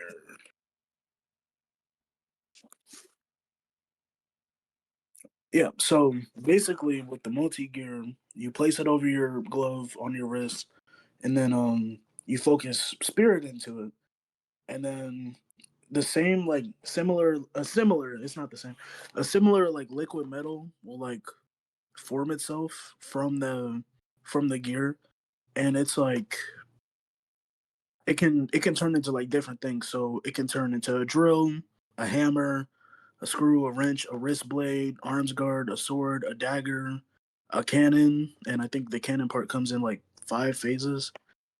And he was like, "This is excessive, isn't it?" He's like, "Well, just this isn't the retail version." So Christus gets that. I'm trying to think of any other weapons Christus has. I mean, he has the shadow mask, but that's not really a weapon. That's more a utility. But he can make like shadow weapons from it, which is important later. But yeah, that's Christmas. John John doesn't really use any weapons. She's fisticuffs purely. She loves fighting people. She is very much so the Goku, and her design is reflective of Goku. She's like idolized that man. It's like she's like I love Super. I forget what the in world equivalent to Dragon Ball was. There is an in world equivalent, and she watches it on VHS like a few times. It's great. But yeah, she's fisticuffs, and then for Nima, she just uses magic. So yeah, and orbs. I should say that magic and weird sentient orbs. That's a. I won't get into any other characters. The only the only real weapon I have is Estafos's scythe. Oh, what the fuck? Hold on.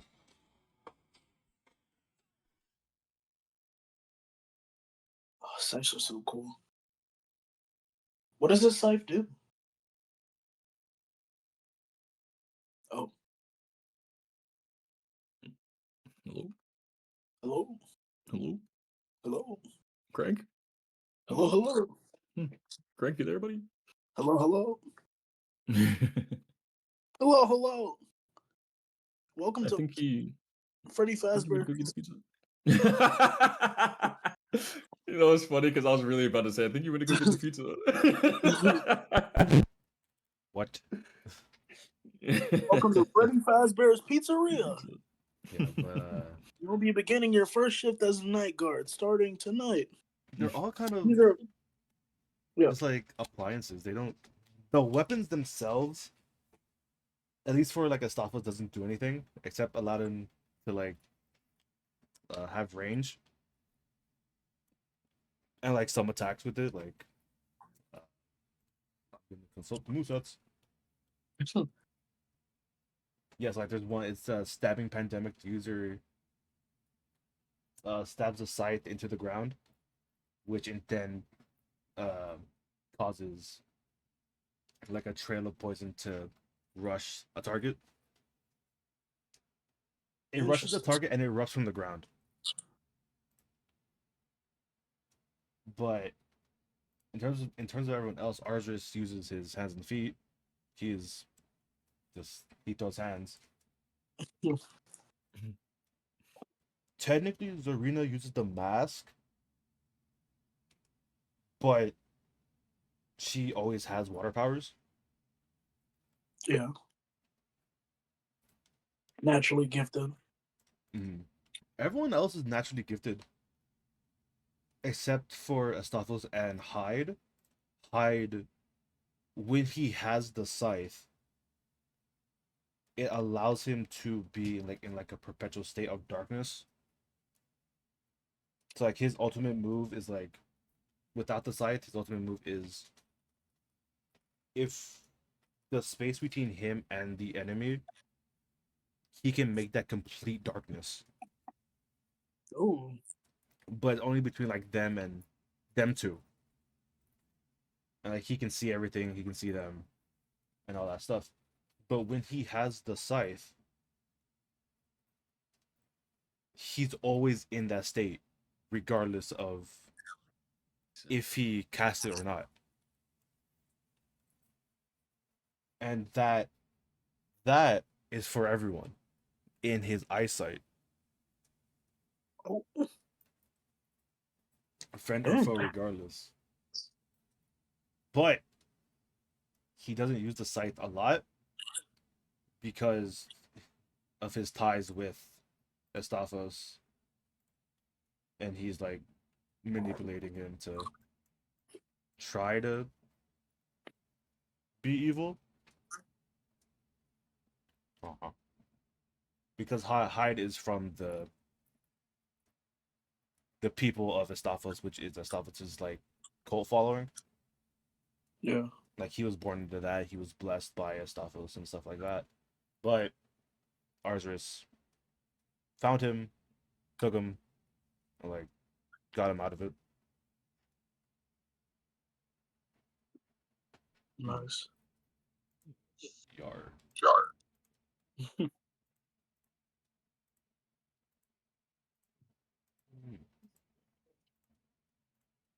So I have a couple more weapons. Holy fuck. So Right. Asher's Buster Club. It's a giant, like it's extremely heavy.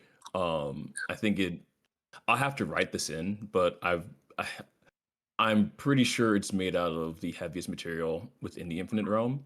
And the only reason why Asher is able to carry it is because he is genetically modified to be stronger than like most of the people in Titus, like physically stronger to be uh than most of the people in the realm. Um, he his essence is and I remember I talked to Bork about this because his essence is really similar to Christus's ability of shadows. Oh, Yeah, but but Asher uses it in a different way. Like he doesn't necessarily use the shadows to attack people. He's more so like a stealth based type of character, where he can transport things like in and out of the shadow, and he can also use his shadow to like sneak around. Um, so Asher is a really high IQ fighter, so like he will use the shadows of his enemies and the shadows of himself to like practically like he'll use it as like as a portal so he can use his like weapon to hit them. So like for example, like if he's like flying through the sky and he notices like his shadows like his shadows casting over someone else, or you notice like a shadow is like in a different position, he can like throw his sword at that shadow but miss the person, and then it can appear from a different shadow and hit them. that's good. I also have Maribel. She doesn't actually technically have a main weapon because her essence is what was it? I think I said her essence is actually like nuclear fission in a way, like combustion in a sense. Um, And so, okay, so the whole thing with like, and how I came up with like the essence powers for Naomi and Maribel, it's inspired off of like flowers and photosynthesis in a way, Yeah, where like Naomi's is more so like vinyl growth and like flowers and like nature growth. Naomi's is more like sun based, like providing nutrients to that like to said flower in a sense.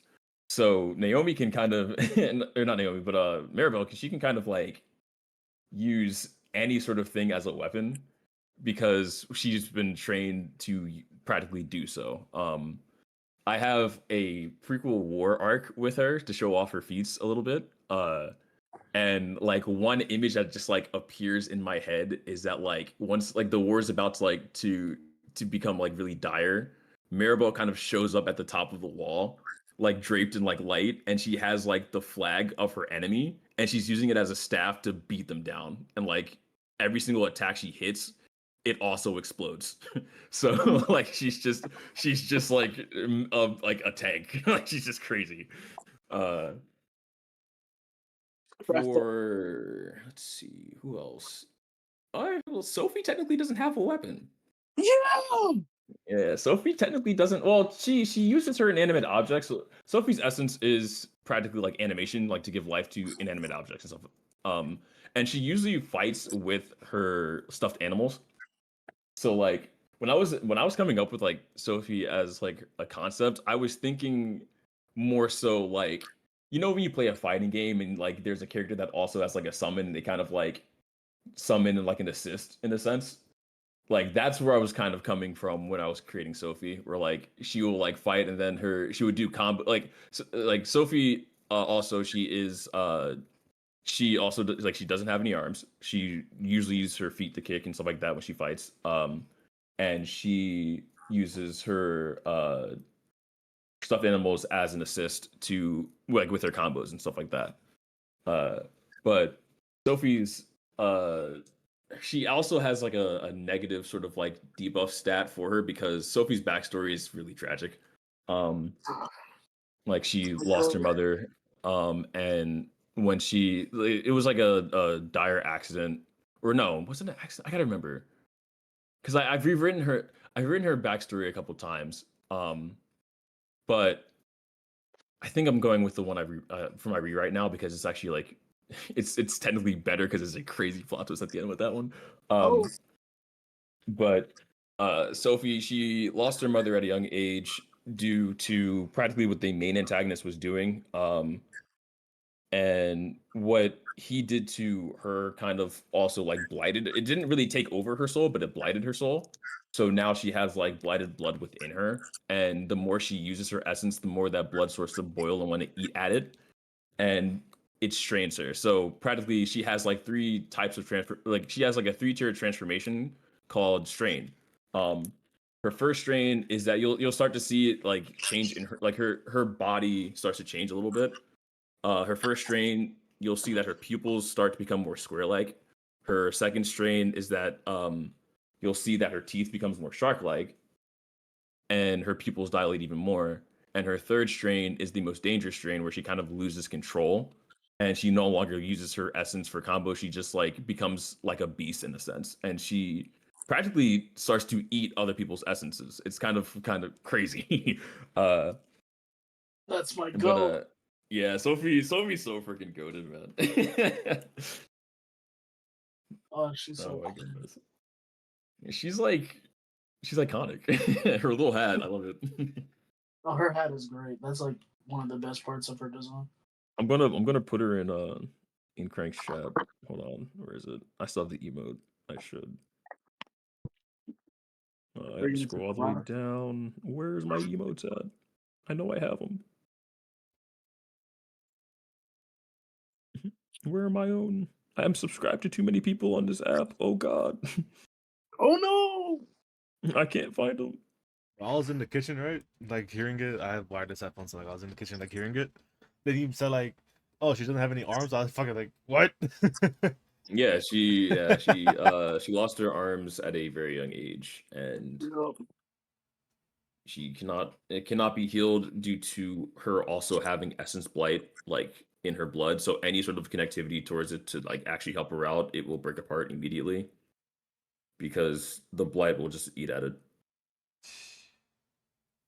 Shout out transformations as well. Yeah, the Oh, transformations are pretty sick.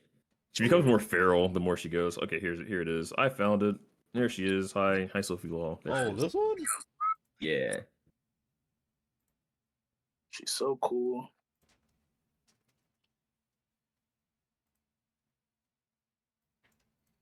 Yeah, I don't really have weapons, but like the god trio, all their items do something.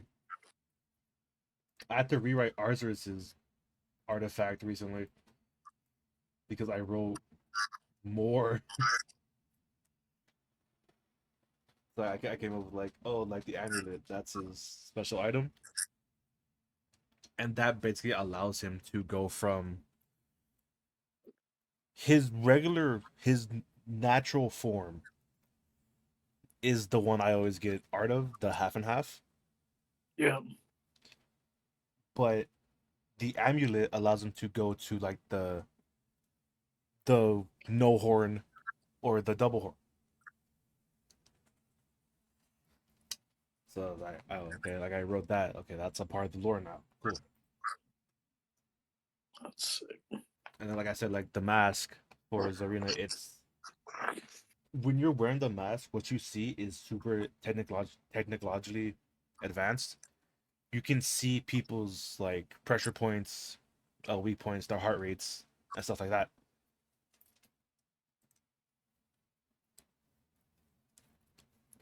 Ugh. Transformations are so sick. Bro, I definitely could give everyone those weapons. It is I noticed and I don't even think I put this in the Discord because technically speaking, Titus's like rival and like the other five of the Terrible Ten, which is the nickname of the strongest Jeez. in my series. The 10. other half, yeah, terrible. there's 10 of them. Yes, the Terrible Ten. That is the nickname that me and my high school friend gave them at the time. It is subject to change because I want to come up with something like I guess more cool or something that sticks a little bit more. But so so the other five are Ugetsu, Tejmine, Dallin, Hansel, and Gretel. Mm. So those five were practically besides one. Dallin was I actually initially came up with Dallin like as a concept, but for us to have 10, I was like, okay, like we're gonna split them up and I'm going to give like Talon over to my friend so he can like go and write and do with them so he can be a part of their group, and then I'll have, Titus, Kira, Mavi, uh Asher, and Rai to be the five on my side. Sophie still hangs out with the Terrible Ten. She's just not technically a part of it. Uh, Technically, she would be the 11th if they had 11, but she. So how they chose them is actually the grand tournament arc that I'm going to be writing for that, Oh, bro. and she Tournament she Tournament arc. she unfortunately Sophie lost against either Hansel or Gretel. I think I know she fights like one of those two. Um, You should have them so be she one didn't. person, conjoined person. But they're siblings. I can't let that happen. I can't. Man, But so Ugetsu he's the main rival for Titus. Where Titus is more so, like in at times Skippy's more open to people, but like pre-time Skippy's more closed off to people. Ugetsu was more cocky and cold in a sense, like, and Ugetsu's special because he was born with a rarity. So most, uh, practically all characters or all people born within the Infinite Realm only have one essence. Ugetsu was born with two. mm. So he has two truths written on his soul, which is kind of crazy. And his essences are wind and water. Mm. He was born, of course, to his family. His family, where did I say they resided again? I don't remember. But wherever they reside in the world, I know they're not close to Titus's continent in a sense. But he his family guards the tome of the mind, and I know the main antagonist wants that, and to get it, he actually destroys Ugetsu's like manor, like his family manor. The only people who survive, well, is Ugetsu and Tejumine, because Tejumine is Ugetsu's childhood like friend. Like they've been close since childhood. And she was the one to kind of like rescue him out of the manor. And Ugetsu had thought that like everyone in his family had passed away, but his older sister actually does survive, and she's kind of like the acting antagonist to his story. And his story kind of like resides around him trying to find her because he realized that she's alive, and but he just doesn't know like where she is. Um, so that's actually all I kind of have written for him because that's kind of all my friend kind of gave me so far. So this kind of we have like the start to his journey, but I know that he does sort of blame Titus for what happens to his manor because like what happens to Getsu's manor is like after Titus kind of like escapes and is at large. Um so like he knows that like people are looking for Titus and he knows that Titus is a fire like essence user. So like he just blames his manor burning down because he You assumes too, that huh? it was an act of terror for him. Damn that Titus! Yeah. So he kind of like trains to become stronger and stuff like that. And then once they meet up, like Titus, of course, has no idea who the hell this guy is. And Ugetsu's just looking at him with like it's like the freaking like Thanos meme. It's just like you took everything from me. I don't even know who you are. But Ugetsu, once he becomes strong, kind of becomes really, really arrogant. Like that's his like whole shtick is like um his arrogancy is kind of like where he's at. And like, that's kind of like his it's a good yet really bad character trait because he's written for you guys to like sort of like when he's like being confident in a sense. Like he's not like it's not like a Vegeta Android Saga confidence type of thing.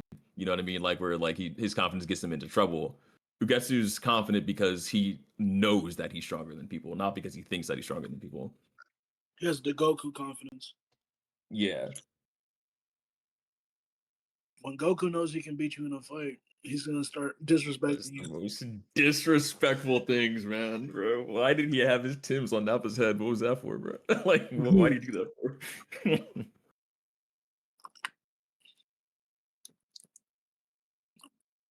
I'm gonna smack some sense into you. But yeah, that's great.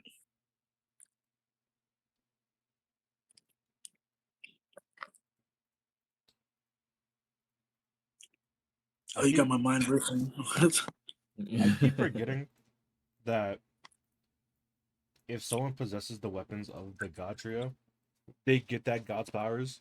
Oh, that's pretty sick. Yeah, because I wrote earlier where Archer's has his amulet, he has the mask on, and he's holding the scythe.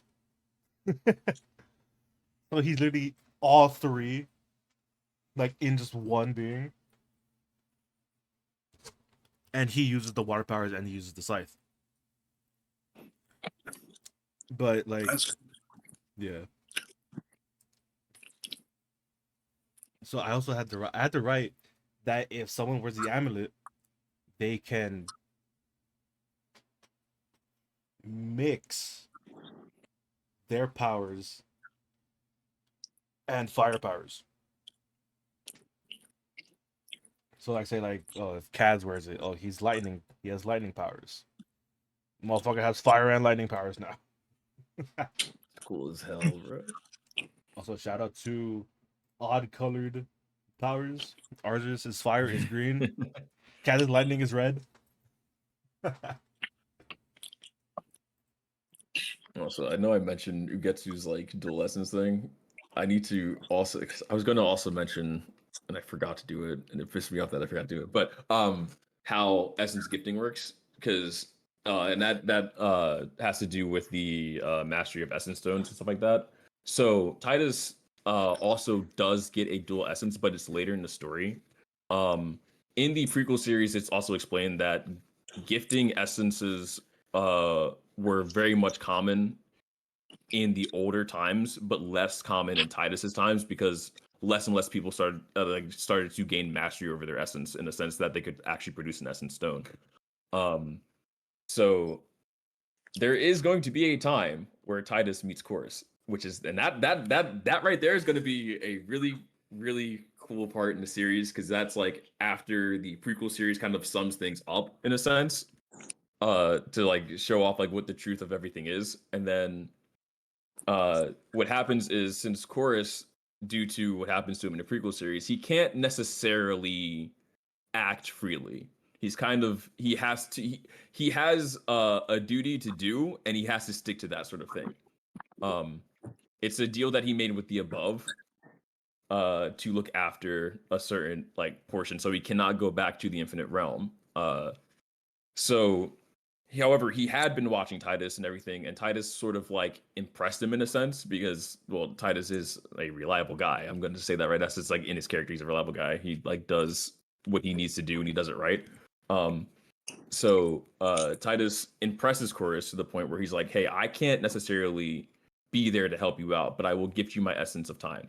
So how gifting works is that what you do after, so how I explained like earlier, like when you have an essence stone, you can like sort of kind of gain its power if you have the stone itself. But if someone were to get the stone and crush it, it will write another truth onto their soul.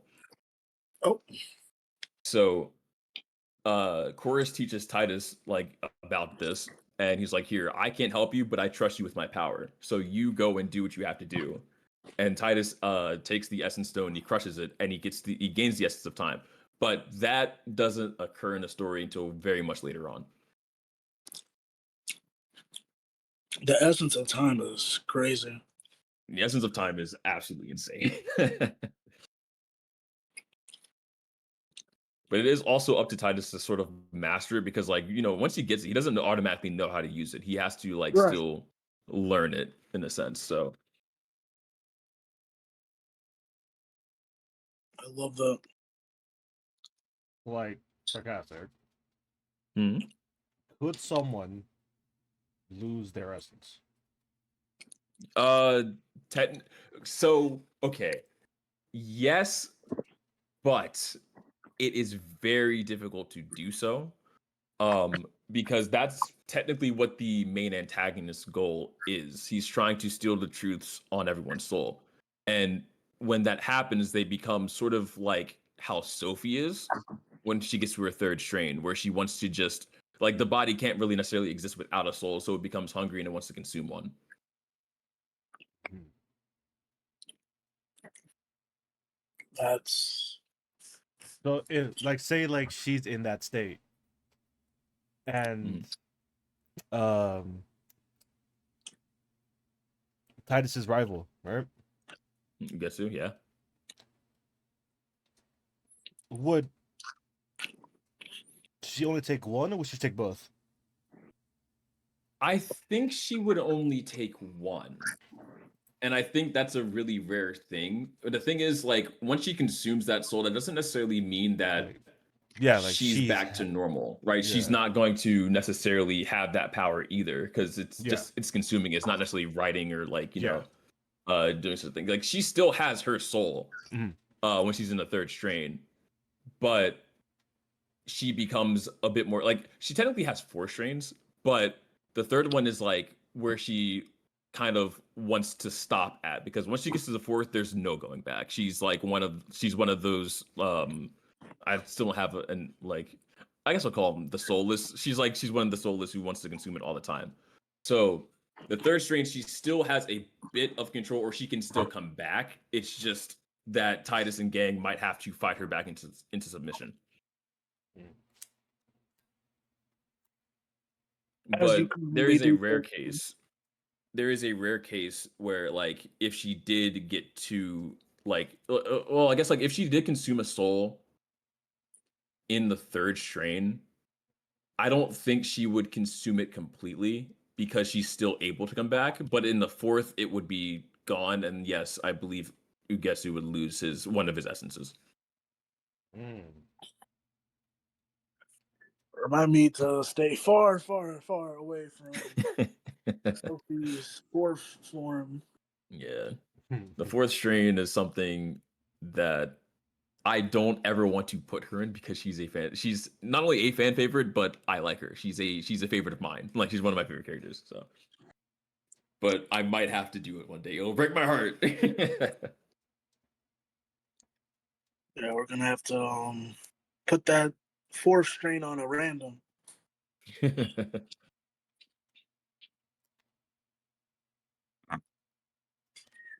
Um, trying to think about anything else for Dream Bloom. Yeah.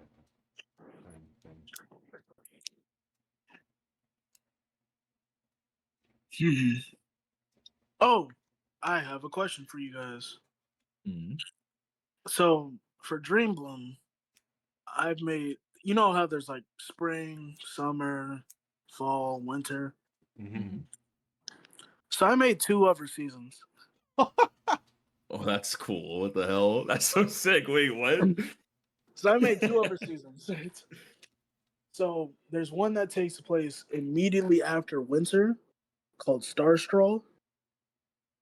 And then there's one that takes place, I want to say right in between fall. I think it's right after fall, actually.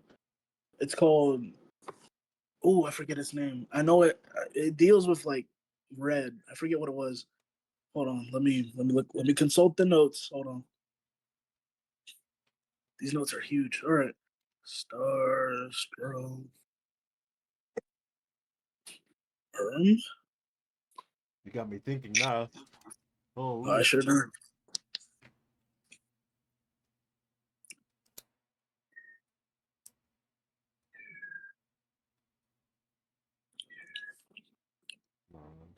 Where is it?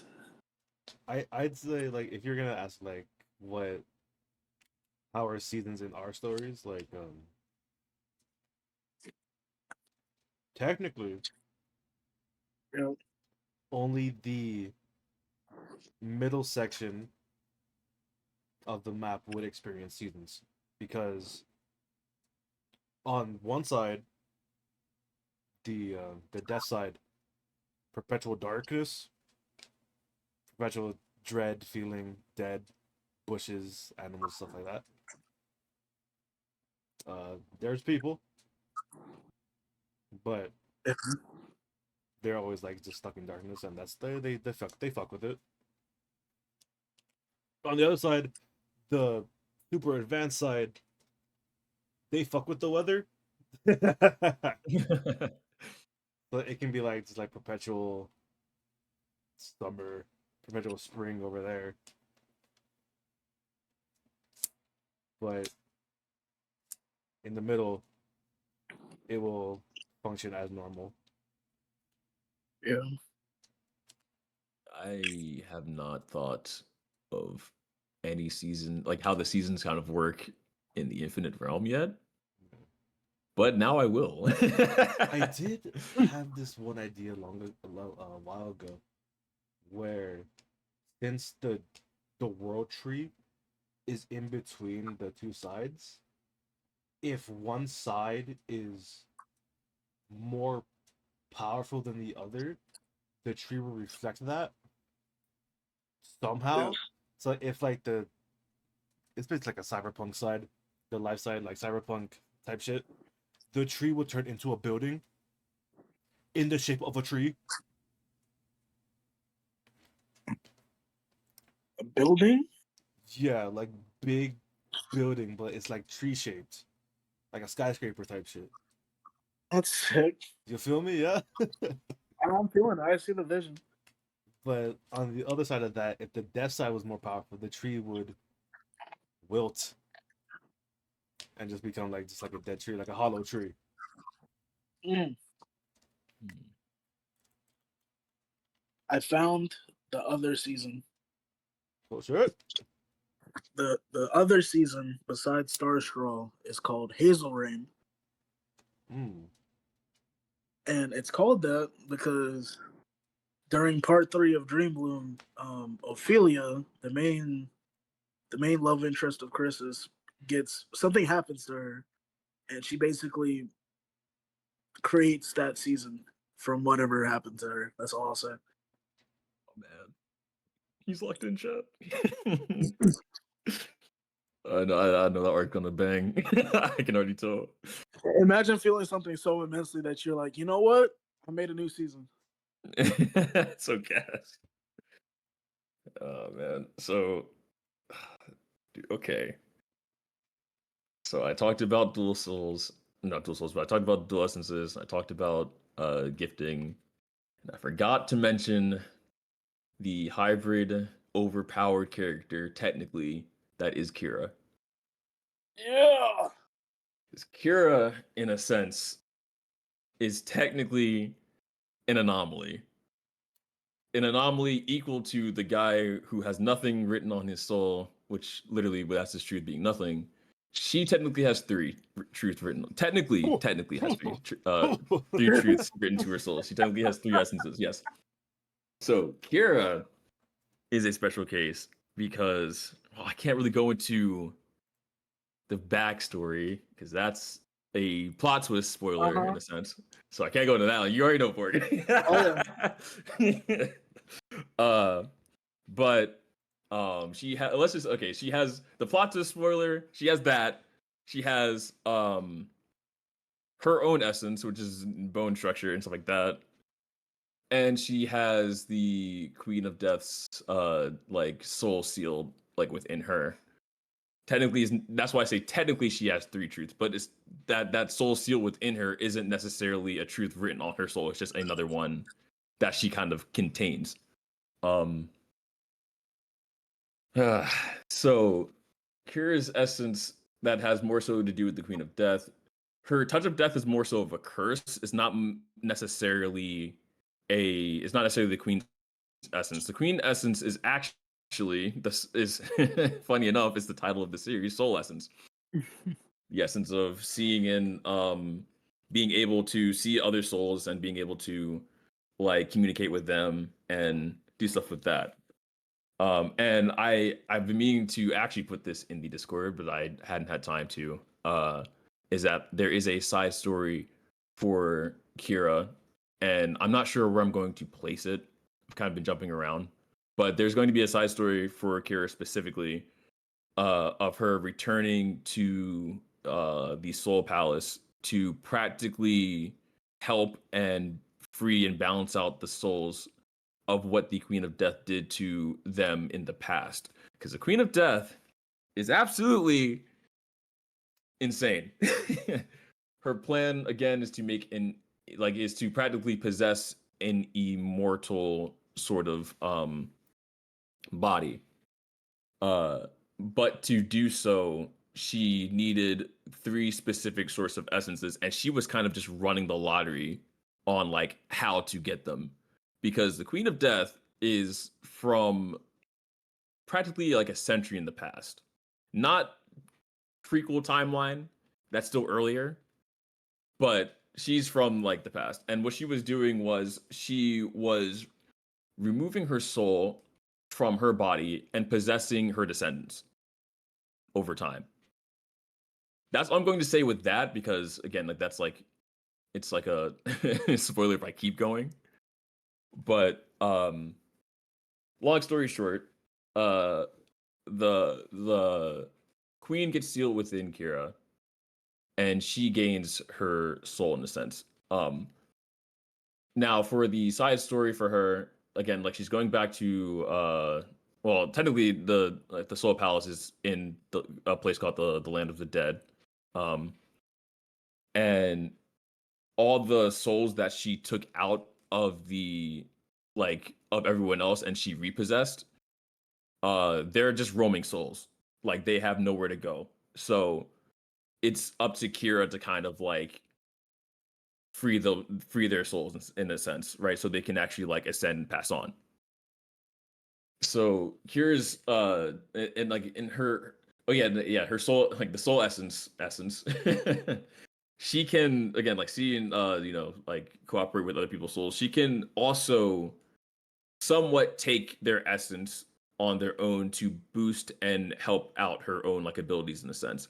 It's not that she's writing more truths on her own soul, but she's like housing that other soul within her to use her ancestors or so like essences in a sense. But it's only momentarily. Like she can't use it forever because it's not necessarily gifting, and it's also not like sealing either. It's just like she's like, "Yeah, I'll help you out," and then like, "Okay, deal." And like, I'm kind of thinking of it like, like how I'm going to draw it is like you'll have her like do like a certain pose or something like that, like to use the ability, or like she's doing an action pose, and then like the soul behind her like is also doing an action pose like mimicking her behind her in a sense. So it's like she's taking on like that sort of like persona slash soul sort of thing, sort of like a stand from JoJo's, but not really. But yeah, that's like the soul essence for her. Soul essence. Well, anyway. The soul answer. Yeah.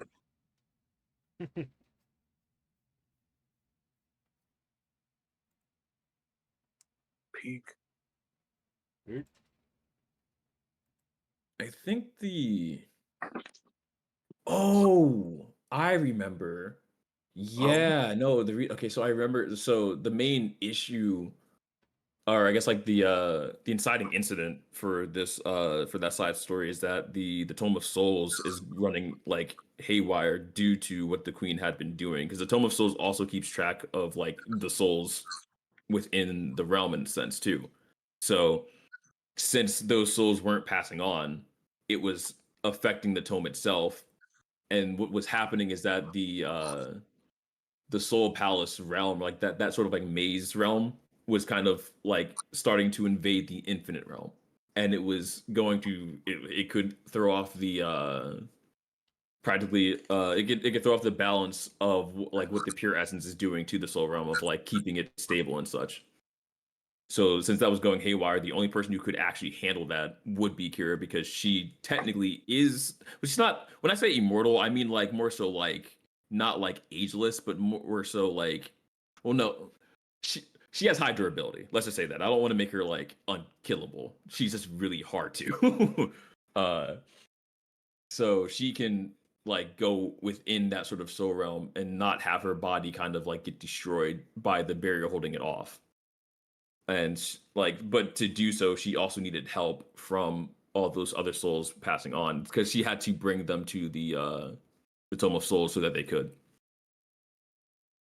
The Tome of Souls does well, as I said earlier, it keeps track of all the souls within the realm, and what she would have to do is technically erase their name from the tome so that like the tome wouldn't be like overfilled or overwhelmed with it. So but it's still kind of a work in progress. So yeah. Yeah. You're so cool.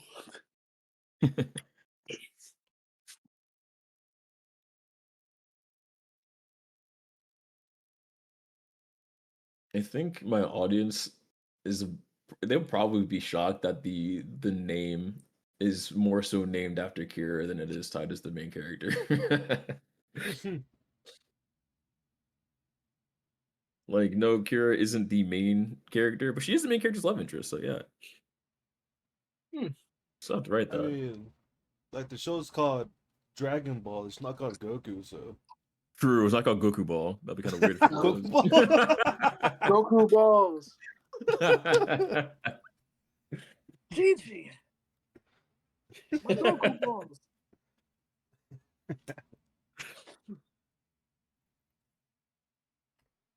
I got kind of a similar thing going where I feel like the audience might be a little confused on why John is so important, because her whole thing like affects like the rest of the story. Like her presence is like very important, but like to the point where like I feel like the reader might be like, well, why is she still being brought up at this point? I'm just like, because she's that important. But yeah,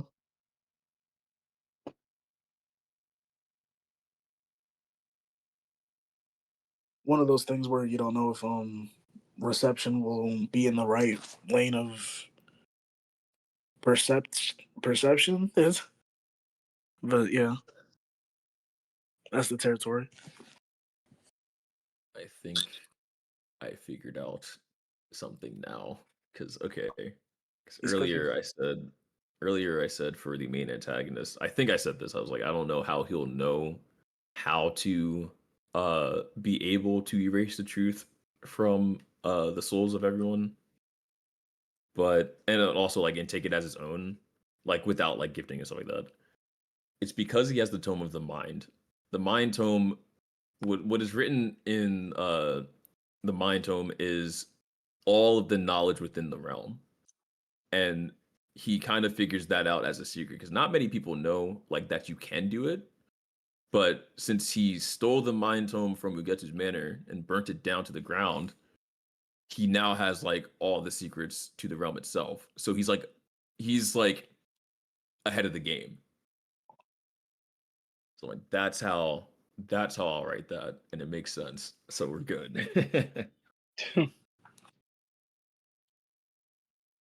I just got an idea. Oh, He's cooking. he's cooking. The higher powers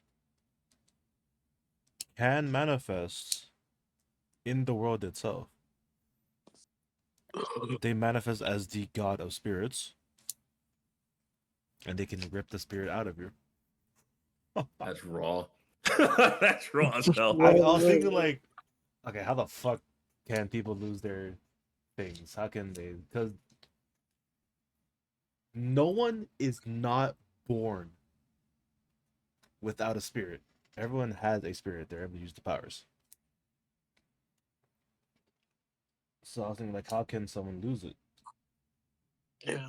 Like, all right, well, what if like I do like God of greed, God of want? Like, I want your power. Give me it. Rip it out. Like, if it gets like so bad to where because the one that bestows the powers on people is the higher powers. So like, why not? Even if it's just like a hysteria effect where you see the hallucination of a person of the higher power of this character, and they mentally take your shit away. Like, holy fuck, dude. Right.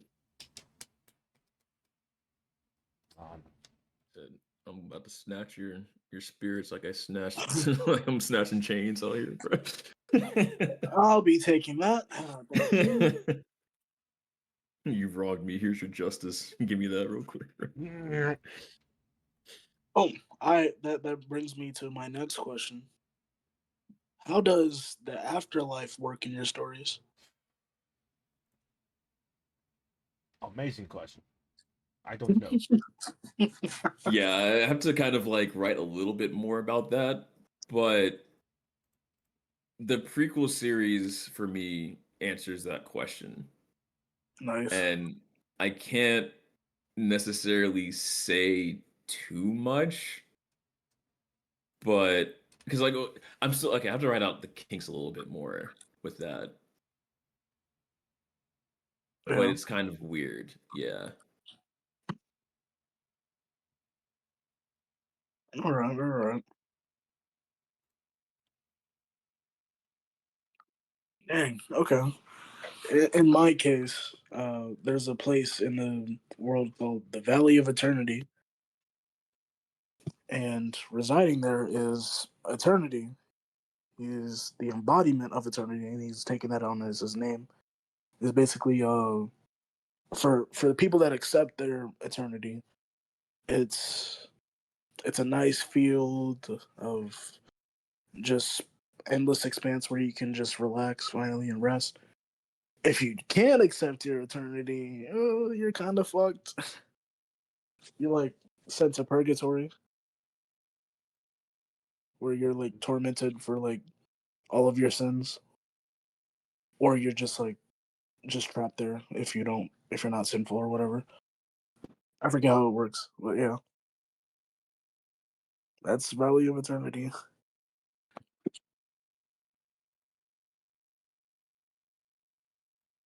Which gets really full during the second part of Dream Bloom. But yeah, Hmm. Yeah, that's almost full capacity. If I'm being honest. What? I'm sitting here like, yeah, there is an afterlife in my series, but it's pretty complicated on how things are working at the moment. And so, yeah. People do die in the story. Oh Yeah. yeah. I just don't know where they Oh go. yeah. I mean, like for my story, it's kind of people die, but also like they're losing their own souls in a sense because that main antagonist is kind of stealing away, and also some other souls are floating around, not knowing where to go because the Queen of Death. So it's a bit complicated in the Infinite Realm. So yeah, It's a bit of a struggle. Bit of a struggle. yeah.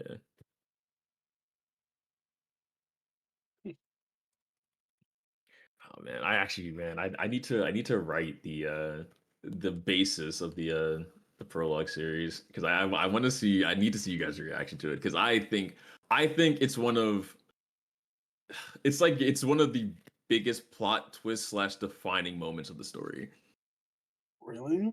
like the overarching thing, yeah. Wow. Because it kind of like because when I was writing it, I wanted to be like I want you guys to see everything in the main story. And then I want to write a plot twist that makes you look back on everything that's happening in the main story, but like through a different view, like flip it on its head. Like, that's the type of plot twist I wrote that in to be. That's great. You're just like, wait, what? Exactly, because it's just like, whoa, like, what do you mean? Before the big bad is just like Titus's father. Nah, I'm not gonna do that. That's my favorite That'd be trope. too easy.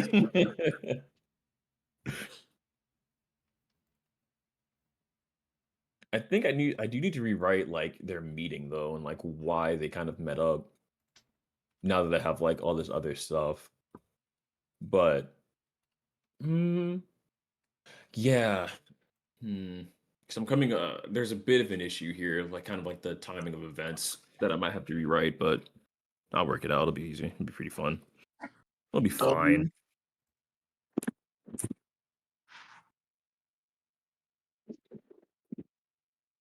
Um, sorting out the sequence of events is always great. Yeah. Hmm.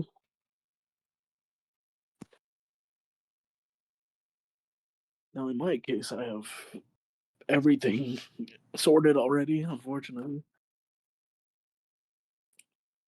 Hell, I don't even know. Actually, I can't say that because now we have the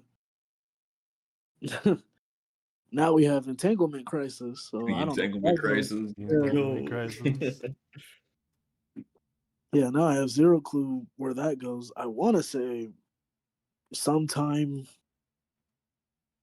during Cross, maybe, but I feel like everything that's going on during Cross is like too big. 'Cause I'm like yeah, because now I'm like, where would I put this my Right. series too? Like, I'll probably okay. So if 0 point happens, 0 point would have to happen after the dream arc. That has to happen after, or else like Yeah. Titus wouldn't be able to actually even like communicate with Green Bloom. So And for Chris's, I think that would have to happen after the time skip? Question mark. I forget if it's after the time skip or if it's before it. No, it's after. It's after yeah, yeah, same for the me. training arc time skip. I should say. And then yeah, like where did entanglement crisis happen? Because okay, so the problem here is that would Titus's group remember Chris's group? Because if they do, then Chris's and Titus ending up each other's world would be a lot easier. You know what I mean? Like, or because it's Yeah. like, because they would be able to like work things out like easier because they're used to each other. Like they would know each other. Yeah. You're that Chris's guy. You're that little Or pipsqueak. What you call me? actually, that could still work.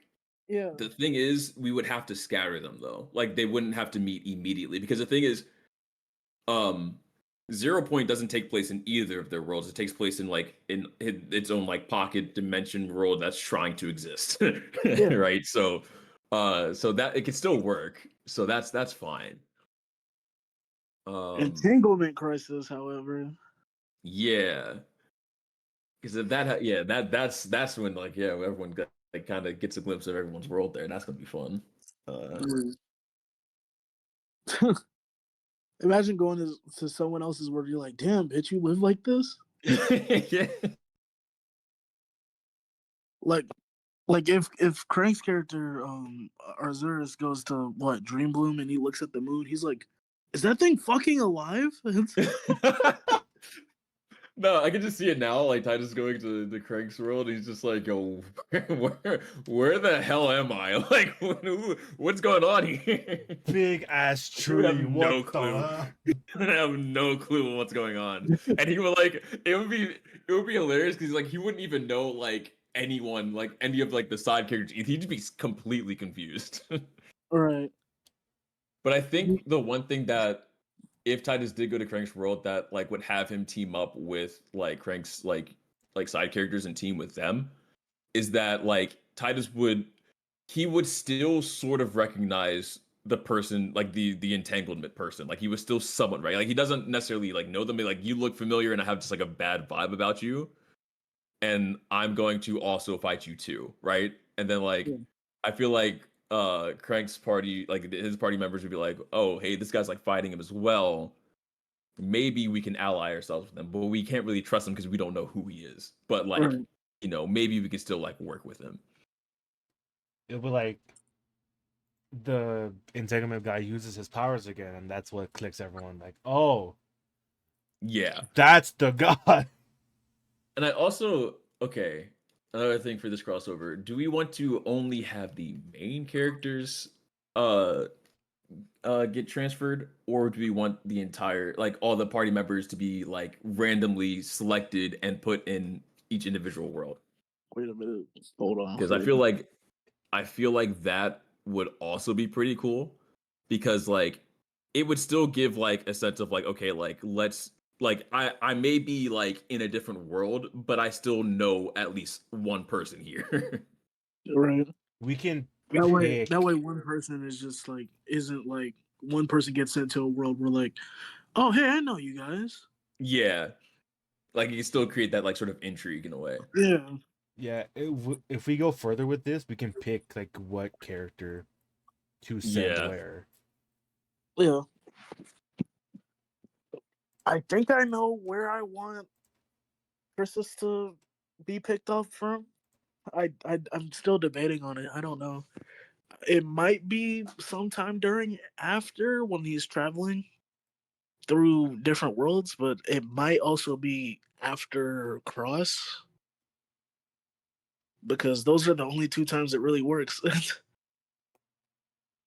I think after I'll have it after Titus gets the time essence Yeah. with that. Yeah, I'll have it after that because like I feel like that would be at least separated enough from where 0 Point takes place because like there's not it's not like a time skip, but it's like it's further on Yeah. from that. So like it'll give like the audience like a bit of a breather in between to be like, okay, yeah, this is still like a singular going on story, and then boom, crossover. Here, have this. Except in my case, it takes place like it would probably take place after the third series ends. And you're like, oh yeah, by the way, crossover. What? What do you mean? We just beat that. We just beat the one guy, and now it's a crossover. Yep. Like my brain is like thinking about this in like terms of like you know how anime production is, and they'll have like these random fillers in it to kind of like let the main series go so it's not catching up. Yeah. We could use that, but still it still be canon, in a sense. So it's just like it's still canon, but it's also like to allow our main stories to still continue, like to get further on. You know what I mean? So we can still like Oh, just have this, and that'd be pretty cool. yeah.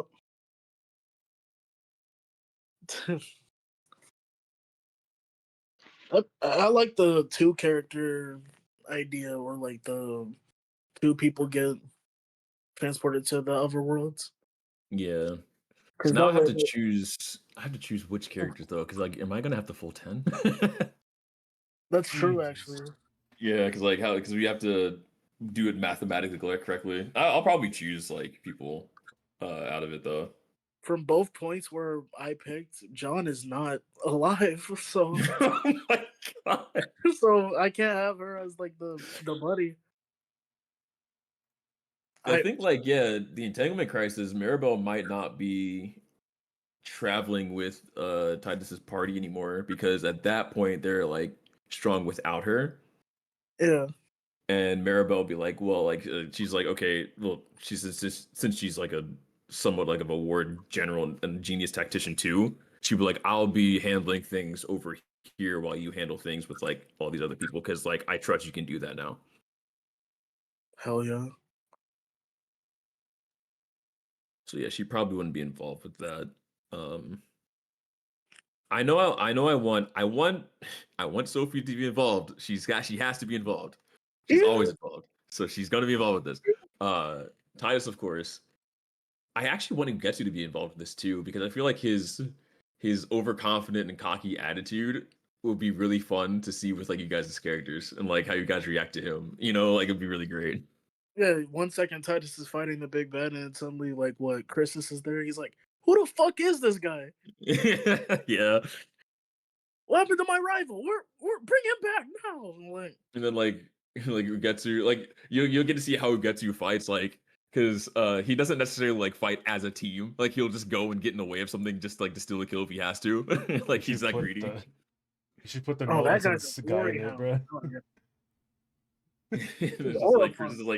Chris is going for like the final like attack, but Ugetsu like shoves him out the way and he's like, "Move, I got this." And he's like, "Yo, what the hell? What's wrong with you?" Move, peon. Like, damn. And I then thought you'll we have had. like Tejumine. You have Tejumine be like, "Don't mind him. I'm sorry for his actions." Like he's just crazy. Yeah, sorry about that guy. He wasn't here last time, right? No, no. No, It was just no, he's like we were doing our own missions. We were doing our own thing back then. We weren't there for the Expedition 0 point mission for the other five. so that's what 0 point is. Yeah. So that's what that is. He was like, yeah. He's like, so you're that incredibly weak peon I heard about. I'm like, weak? No, where?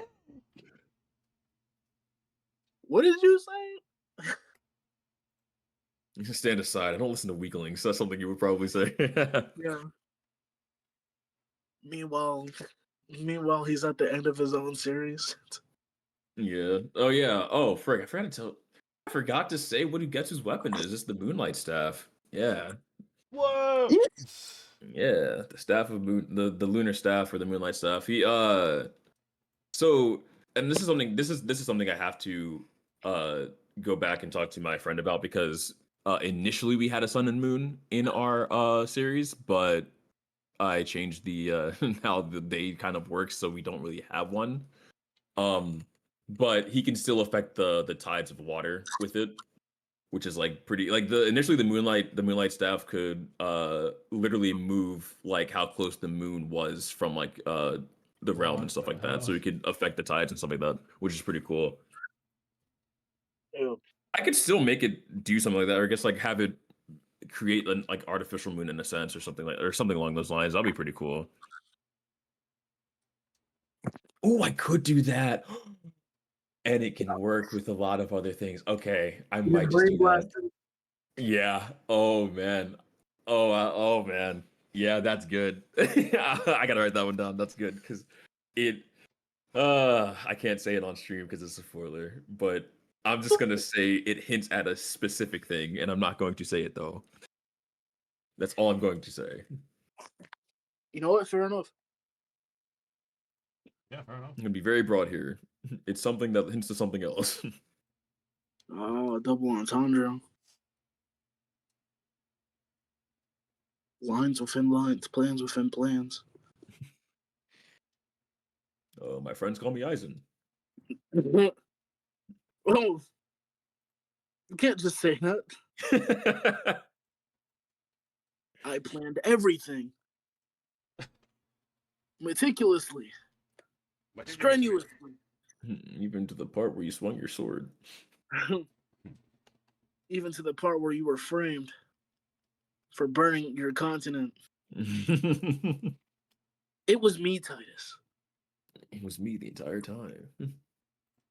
Bork, Yo, Oh, Titus, you thought I was give me an trying to train update you?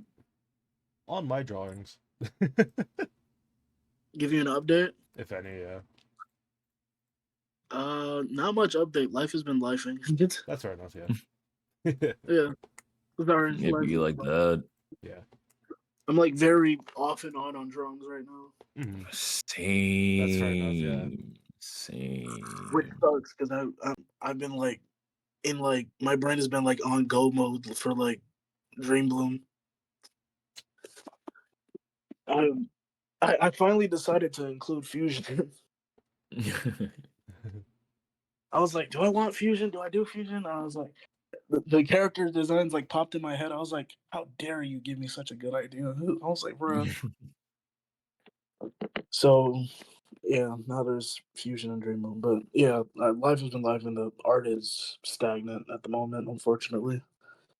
You reminded me of something else, Borkathy, What's for up? when you talked about fusion. So initially, I was going to have Oh, here we fusion are. in Soul Lessons, Yeah. but I decided not to. Um, and because like me and my friend, we had an idea to fuse our characters and call them True Getsu.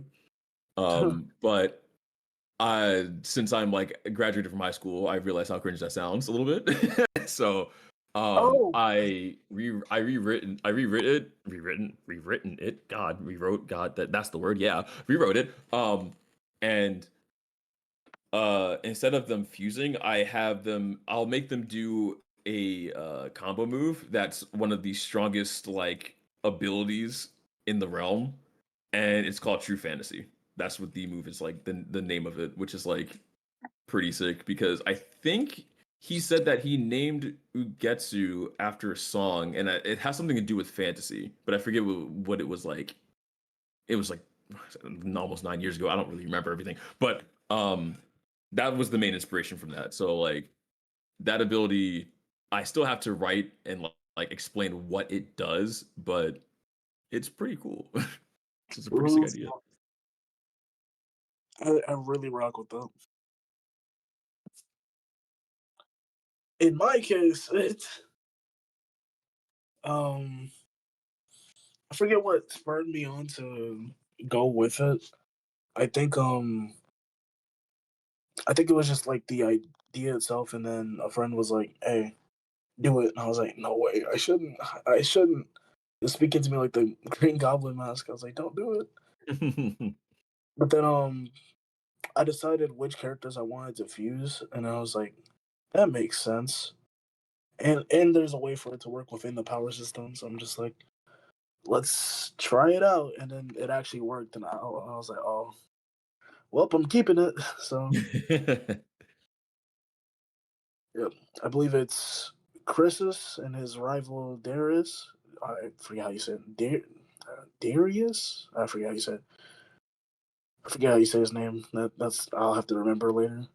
Then Chrysis and Dusk, his quote unquote brother, and then Jana and Val. Yeah, those are the characters that get it. Only them. No one else. Totally. For sure. Uh-huh. Twing! Ignore that. What was that? A wink? No. Couldn't be. Nah. But yeah, that's That's the extent of I'm willing to go with fusion. All right, I have a really important question for you both. Yeah. What is your main character's favorite food? You can't do this to me.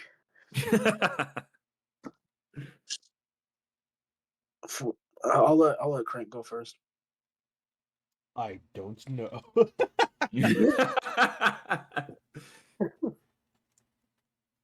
Um. Dude, I don't even know what Yep. time period my story takes place in, so don't ask me about that shit, bro. Oh, I gotta tell you guys about that. Yeah, I think that's also in the Discord for the time period of like how the Infinite Realm works. It's like the farther. Okay, so how the years even go is kind of like different. Like the calendar system is like weird. I think I named them cycles because it's more so timed uh for so every single how do I explain this? Like using my brain and words. It's easier to explain via text than it is like to talk about this. I swear. But like so the 9-day system of how like the infinite realm works where the pure essence rises in the sky during the day and it goes down into the earth and collects all the essence within the ground during the night. So what happens is once the realm expands, because it'll always expand infinitely, that's like the cycle like of like a new year. So it has to go through a certain amount of like cycles to actually progress like the year in a way. Yeah. The how the time periods work is kind of crazy. So the farther you are from the center, because that's where the pure essence is, the more I would say archaic the time periods become, and the closer you are towards the center, the more futuristic it becomes. Oh yeah, I remember you mentioning that. Yeah. So like because the since the pure essence itself is regulated, it has a lot of and it has a lot of futuristic tech. I'm going to put in quotation marks because I'm going to explain the futuristic tech in the prequel series. But it has a lot of futuristic tech to kind of maintain it in a sense. And like how I have like the center of the realm looking is like it's like a giant tower, and then up top that tower, that's where like the pure essence like kind of stays. And then what happens when the pure essence like goes down for the night? There's like a little, I guess, opening within that tower to kind of collect it and let it surge throughout the ground. Ooh, It's a really cool set piece. I like it. It's all fun and games until Soul Essence gets Soul Essence writers. Yep. Ugetsu's on the fucking extreme gear. You're supposed to be. I could just imagine the freaking Sonic Riders opening with like my characters. Right. Guess who's like Jet the Hawk doing like flips off the freaking tower or something, bro. What was Titus's nickname again? And the Titan's nickname, the Scarlet Surge. You're supposed to be the Scarlet Surge. Scourge. That's great. Oh yeah, and to answer my own question earlier, Titus's favorite food, well, when he was a kid, were sweet rolls, and when he's like a teenager, I still haven't come up with that yet because his tastes do change. But yeah, Yar. She I likes think. sour Oh. rolls.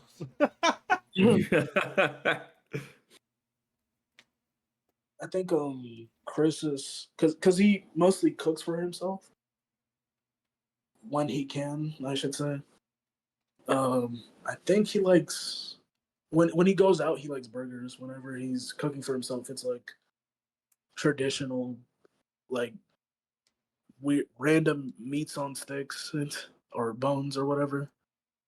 You know, like anime meat or whatever. The anime me. And then, and then like when he really gets into it, it's just like I don't know, like not fancy, but like traditional it's like soul food or like egg fried rice, you know, that kind of stuff. So yeah. I have a reason why Titus likes sweet rolls now. I just birthed it in my brain. It became a canon event now. So the reason why Titus likes sweet rolls is because you can get them anywhere. It like you know how like as what Crank said, like the time period, and I thought about well, time period actually does have stuff to do with like cooking foods too, because like maybe you can't cook certain foods if you don't have a certain type of like stove or something or whatever, right? So I'm thinking, well, yeah, like Titus would like sweet rolls because you can cook it wherever you are in the realm.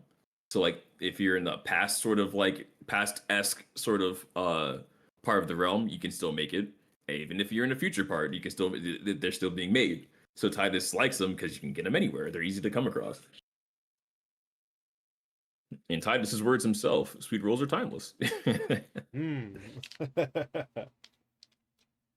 Like, how can you hate sweet rolls? They're timeless, man.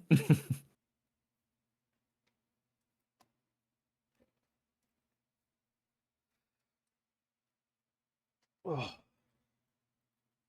that's sneeze. Ugh.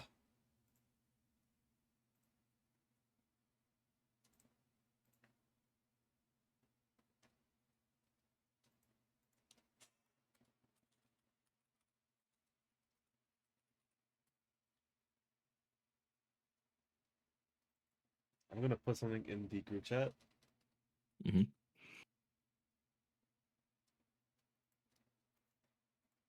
Just whenever. Have a look at that.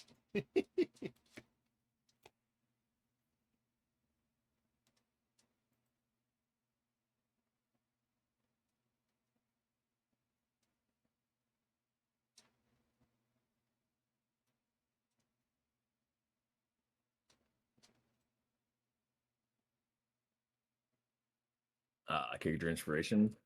What am I supposed to do with this? Make it for all your What do you mean? characters. What do you mean? Nah, I got you.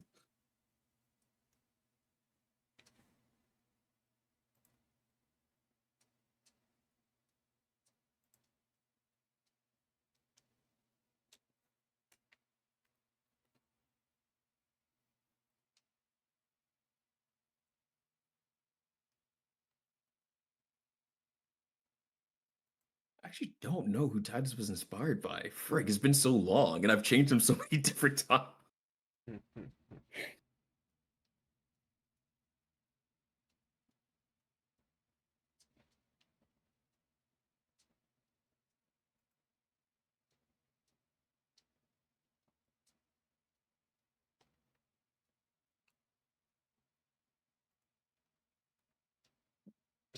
Boy.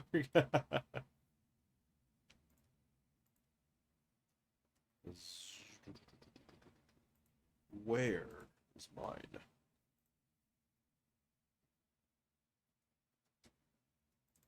Here's mine.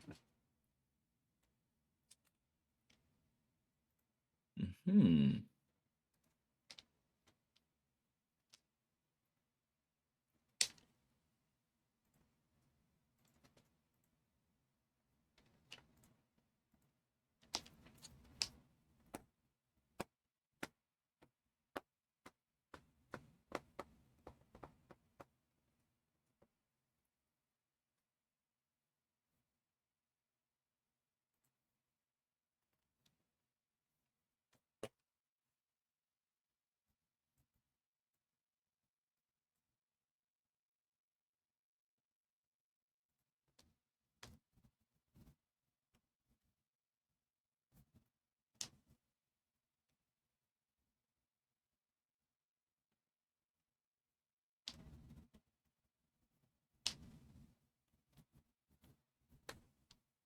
I see. I see.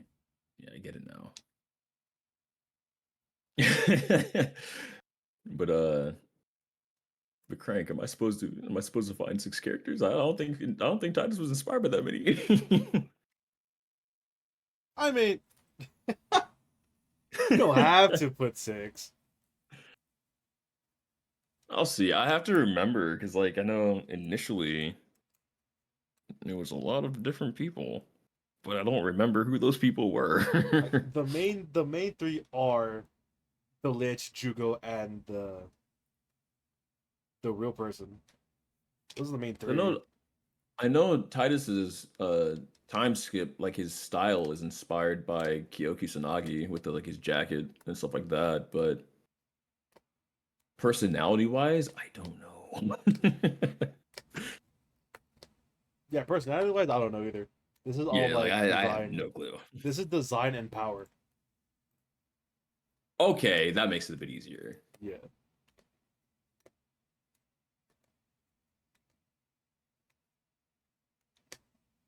Yeah, all of this is visual, mostly.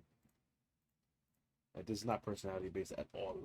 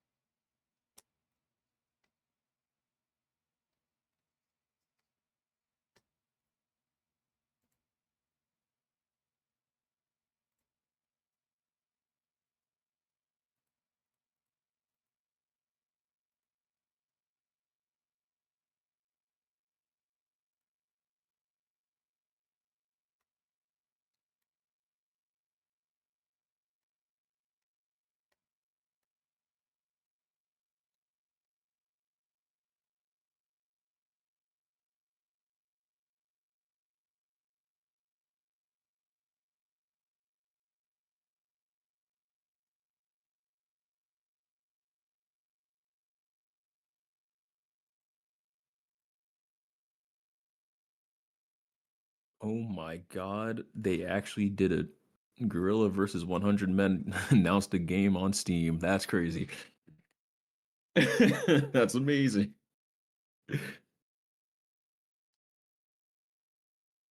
Ruby Rose. What is she doing here?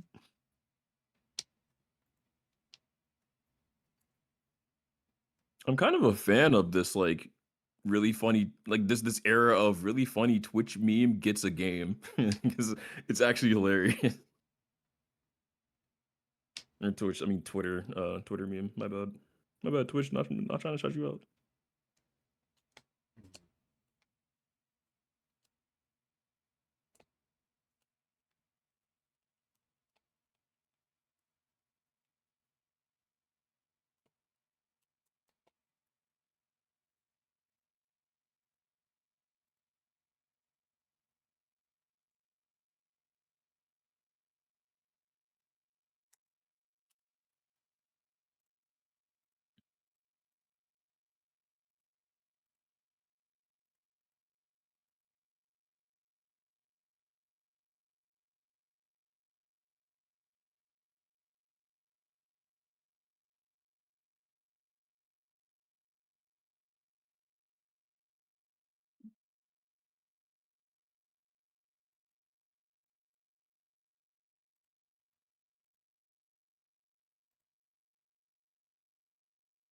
Ready for hype and or.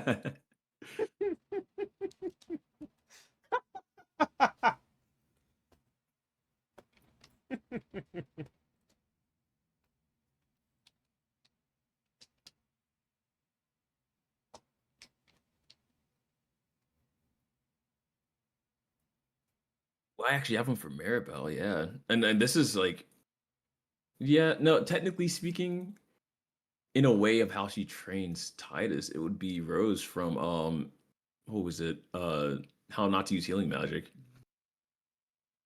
Yeah, that would work. That'd be great.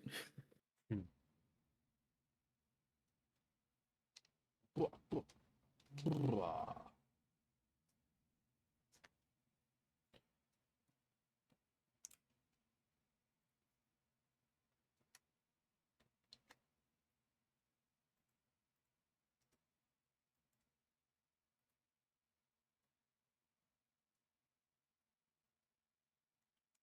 Witness.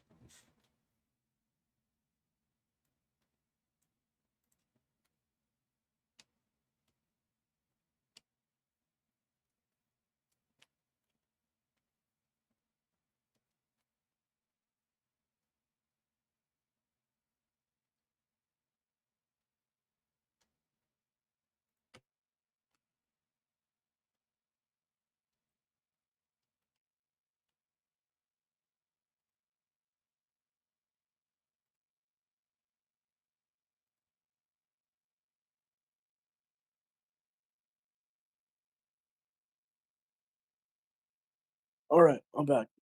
So I'm back. yeah. So I have one more question. Mhm. If if I said I was secretly planning a collaboration, a crossover even between everyone in Eclipse for a one shot, what would y'all say? Huh? That'd be fun as hell. Yeah. So that's like 3 crossovers. Jesus. We need Eclipse D&D session.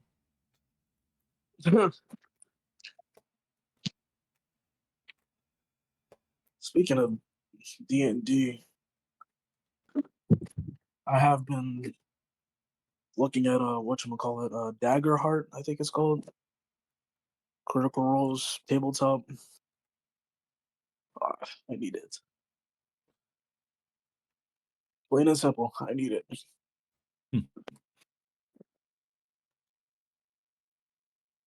Pork. Yo, what's up? Sonic Expo.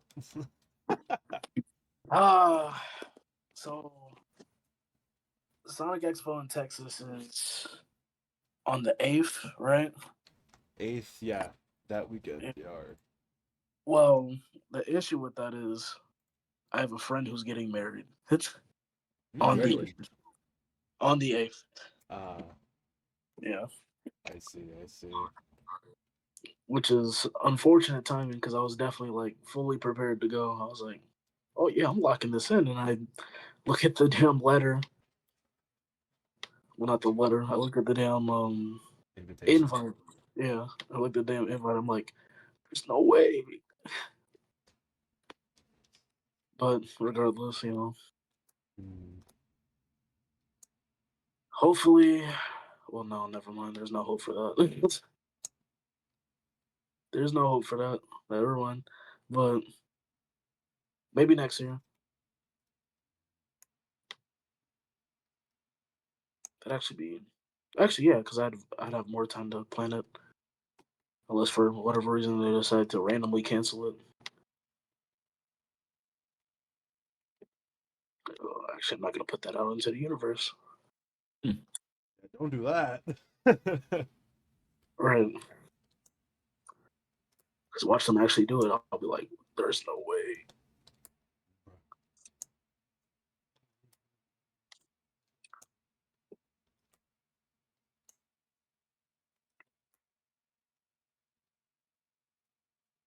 Mm.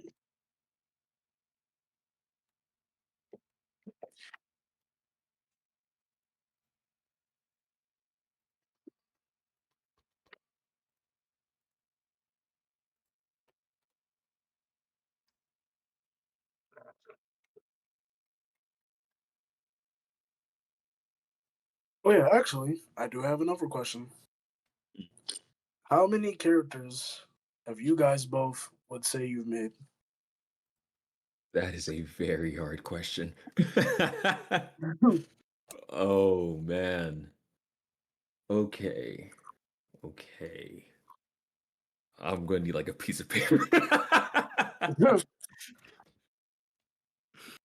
That includes side characters.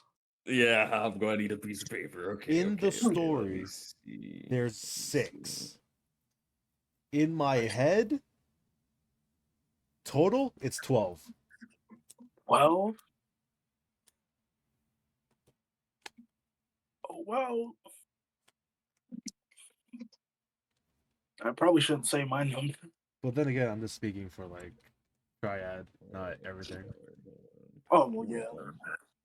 If I was speaking for everything, then that number would be like ridiculous. Honestly, for I'm everything, over it's here insane. typing on Yeah. my phone, trying to add up everyone. It's a lot, man.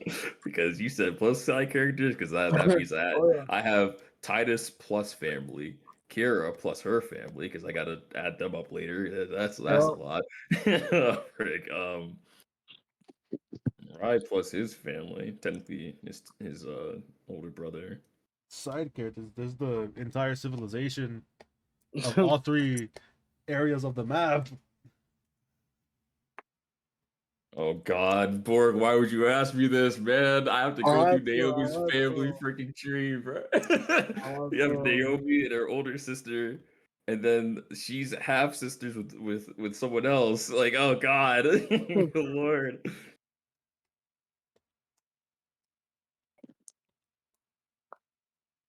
I gotta write the lower, like the 3 backstories more. And then their mom, and then her first husband, and then her second husband because she split up after that backstory happened. Oh God. Both Siren and Hyde have trauma.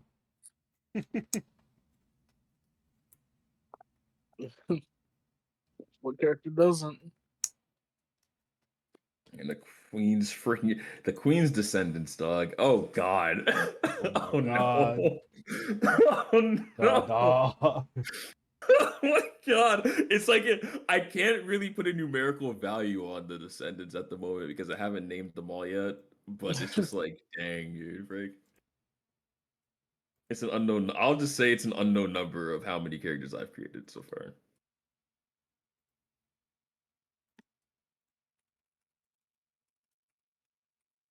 Pardon?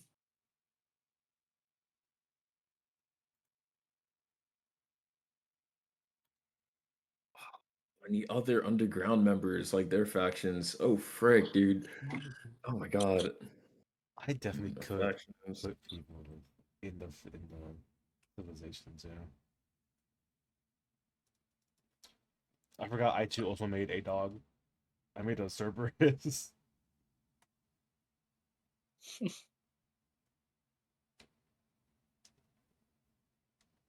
Um, and then Sophie and her dad.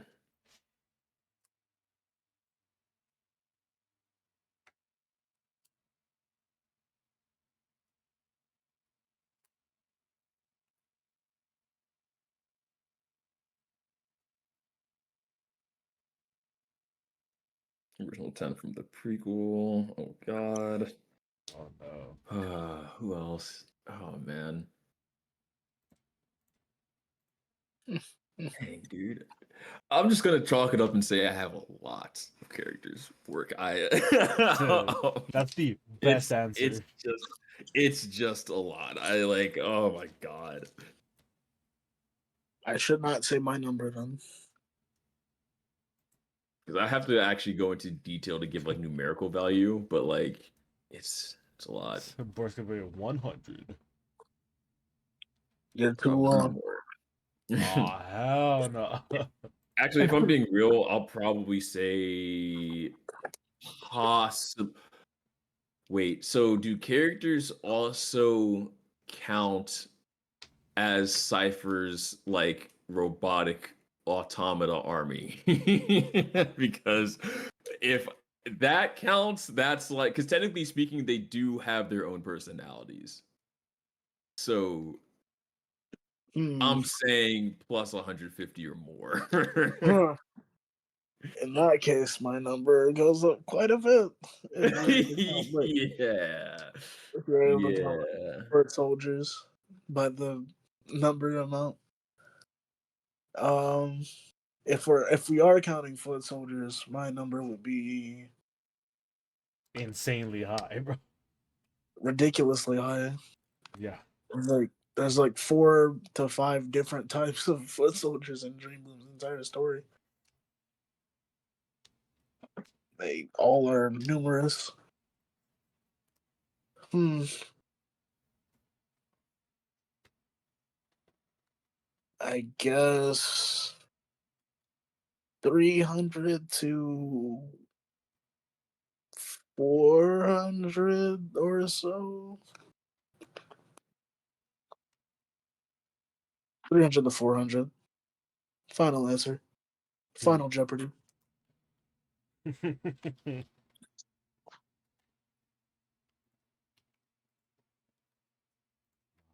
That's insane. Yeah.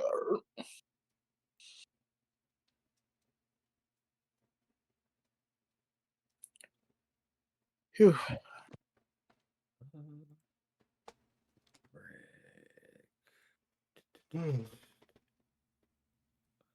Ah,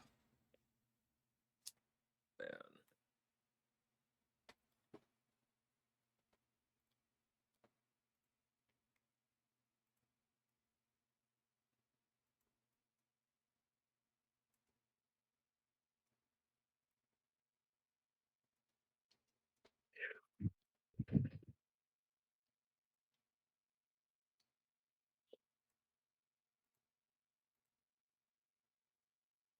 Yeah.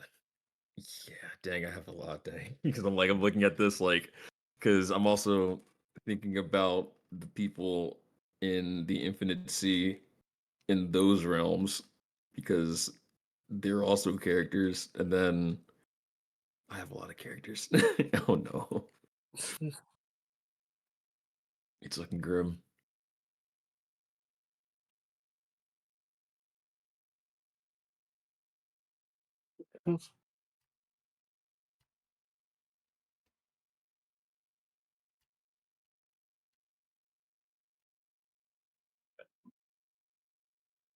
Phew.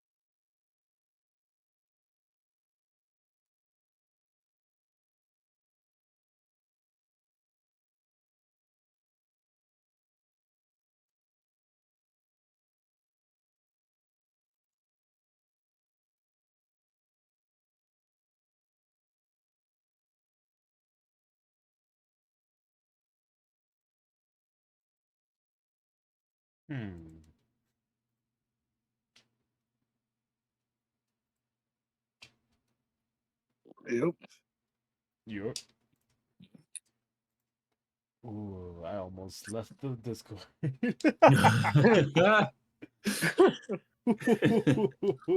I almost picked another VC. Ooh. Yeah, you got jump scared. Where am I? Where'd I go? Guys, anyone there? Hello. Hello. I got snatched, bro. Come here. I went.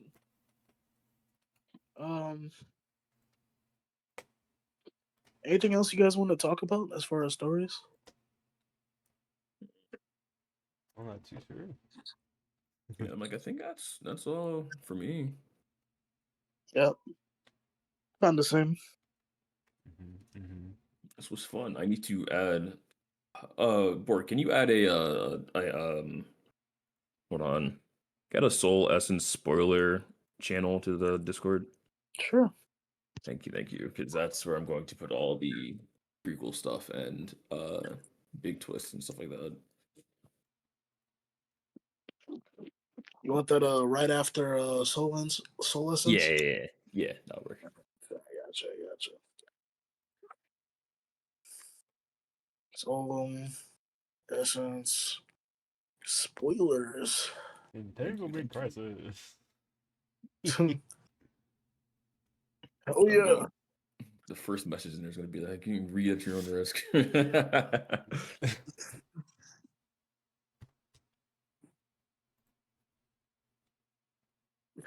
What is that? What is that emote?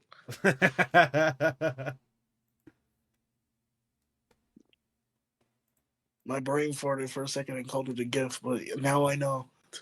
No, it's a gift. It's a really small gift.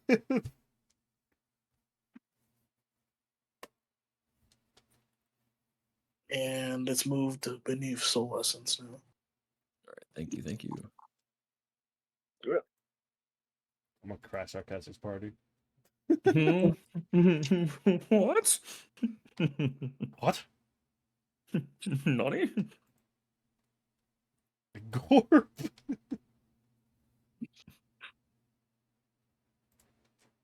Gorp.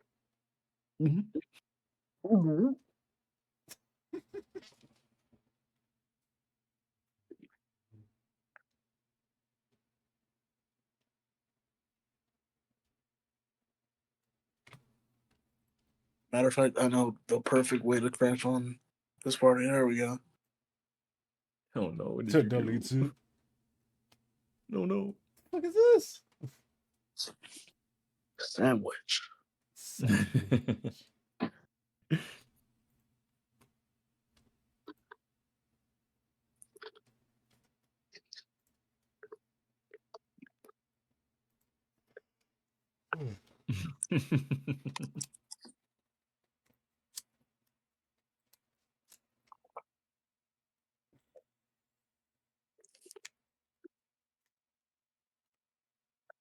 Yeah, I think I'll start winding down on stream.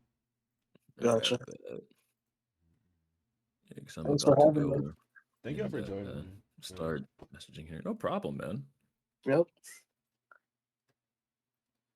Nice. Yeah, I'm about to get to work on this. We gotta the spoilers. we gotta have a natural summon at some point. Creative summon. Yeah. It's I like, gotta keep coding this character. Uh-huh.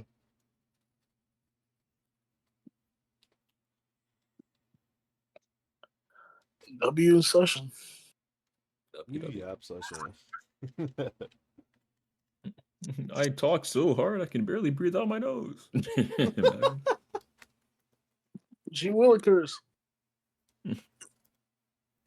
Guys, is my throat supposed to sting like this? Guys, my eyes are so heavy. My eyes are so dry. Guys, I can't feel my tongue. Help. What?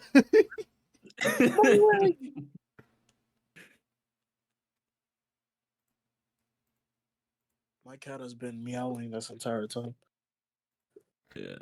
So like during the storm, I've just been chilling down here in my room. I'm like I cannot go to where my dog is, or else he wouldn't get off of me because he hates thunderstorms.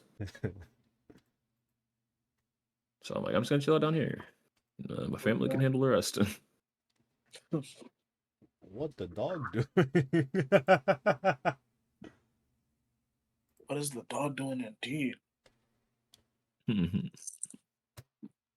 He's jumping on top of somebody. I don't know.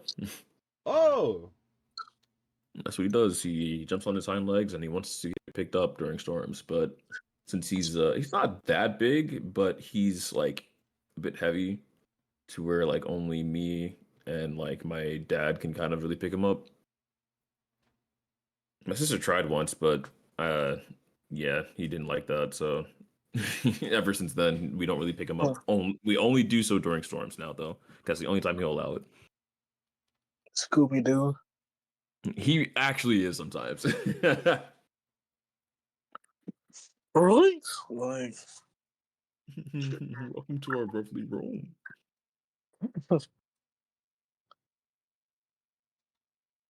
welcome to your room.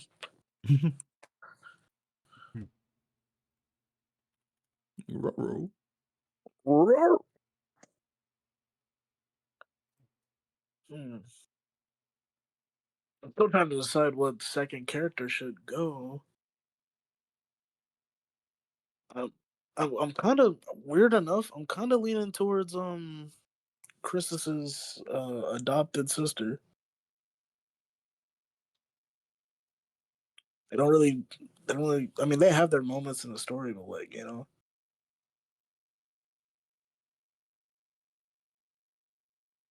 oh shit! No way. Hmm. I'm getting $500 for the summer. Let's go. Hey, W. Shout out college refund. Got hit crazy, bro. Fuck yeah, dude. Okay. Summer class is worth it. That is one big sandwich. You just It's saw spinning. it. No, You I've been just here. saw it? No, I've been seeing. I'm just like just didn't comment on it. You know, like You've been mesmerized by the spin. like it looks good. Like I kind of want a sandwich now, bro. Oh hell High yeah! key, bro. This guy looks dry. Have some Oh, the fries. fries too. Hell yeah.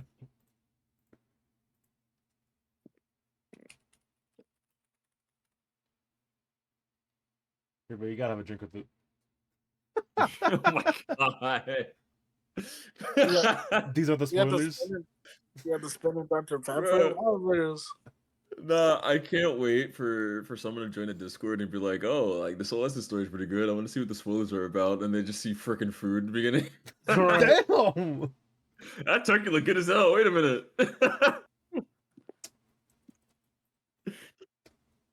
First Like, yeah. earnest reaction I've had to the to the turkey. The turkey.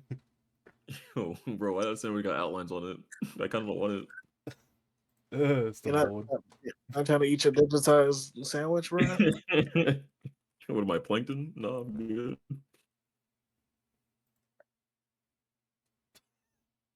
Why are these all in like high definition? What's going on? Only the best.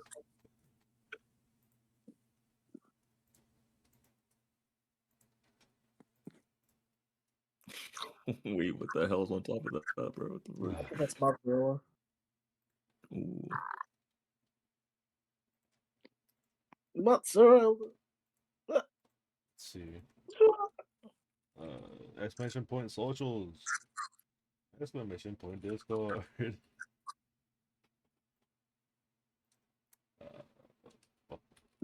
What am I doing tomorrow? What am I doing tomorrow?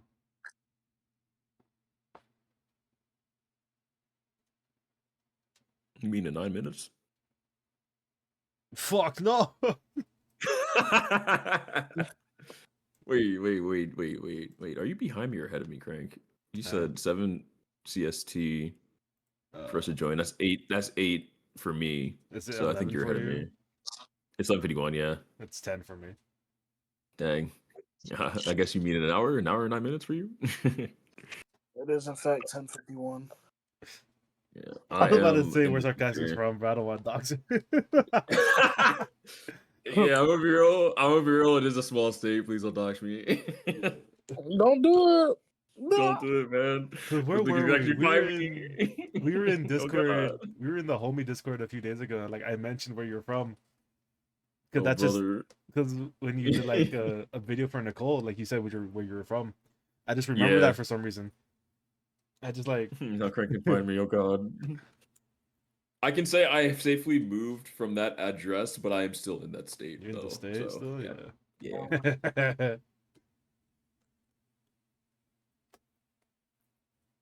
I'm playing Lethal tomorrow.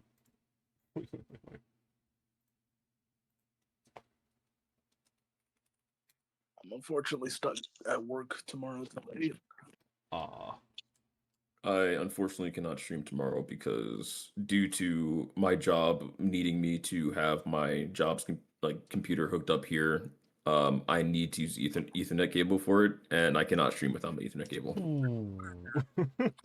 I'm so upset because Night Rain came out, and I'm just like I was going to stream that, but I Ah. cannot do it this weekend, unfortunately. And also Sunday, like I have family coming over anyway, so it is what it is. But Bro gotta they really wait. chose the worst like day to be like, yeah, we're updating the stuff, so make sure all your stuff is like connected when you get home over the weekend. And I was like, freak, dude, no, you can't do this to me. Damn it! I was like, God dang it.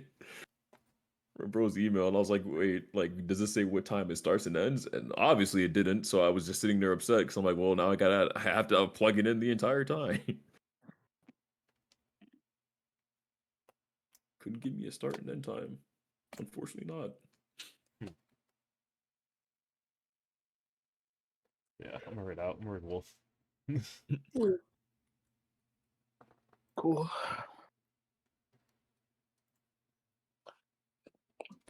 And for anyone who might be watching, follow Crank. You follow Craig, go follow him now. Do it. Yeah, or else. Do it. Or Do else. it. Or else. Do it, or else I will spawn under your bed if you don't do Oh, Or else. it. chat. You don't have to log off, but you can't stay here. So in the meantime, hold this.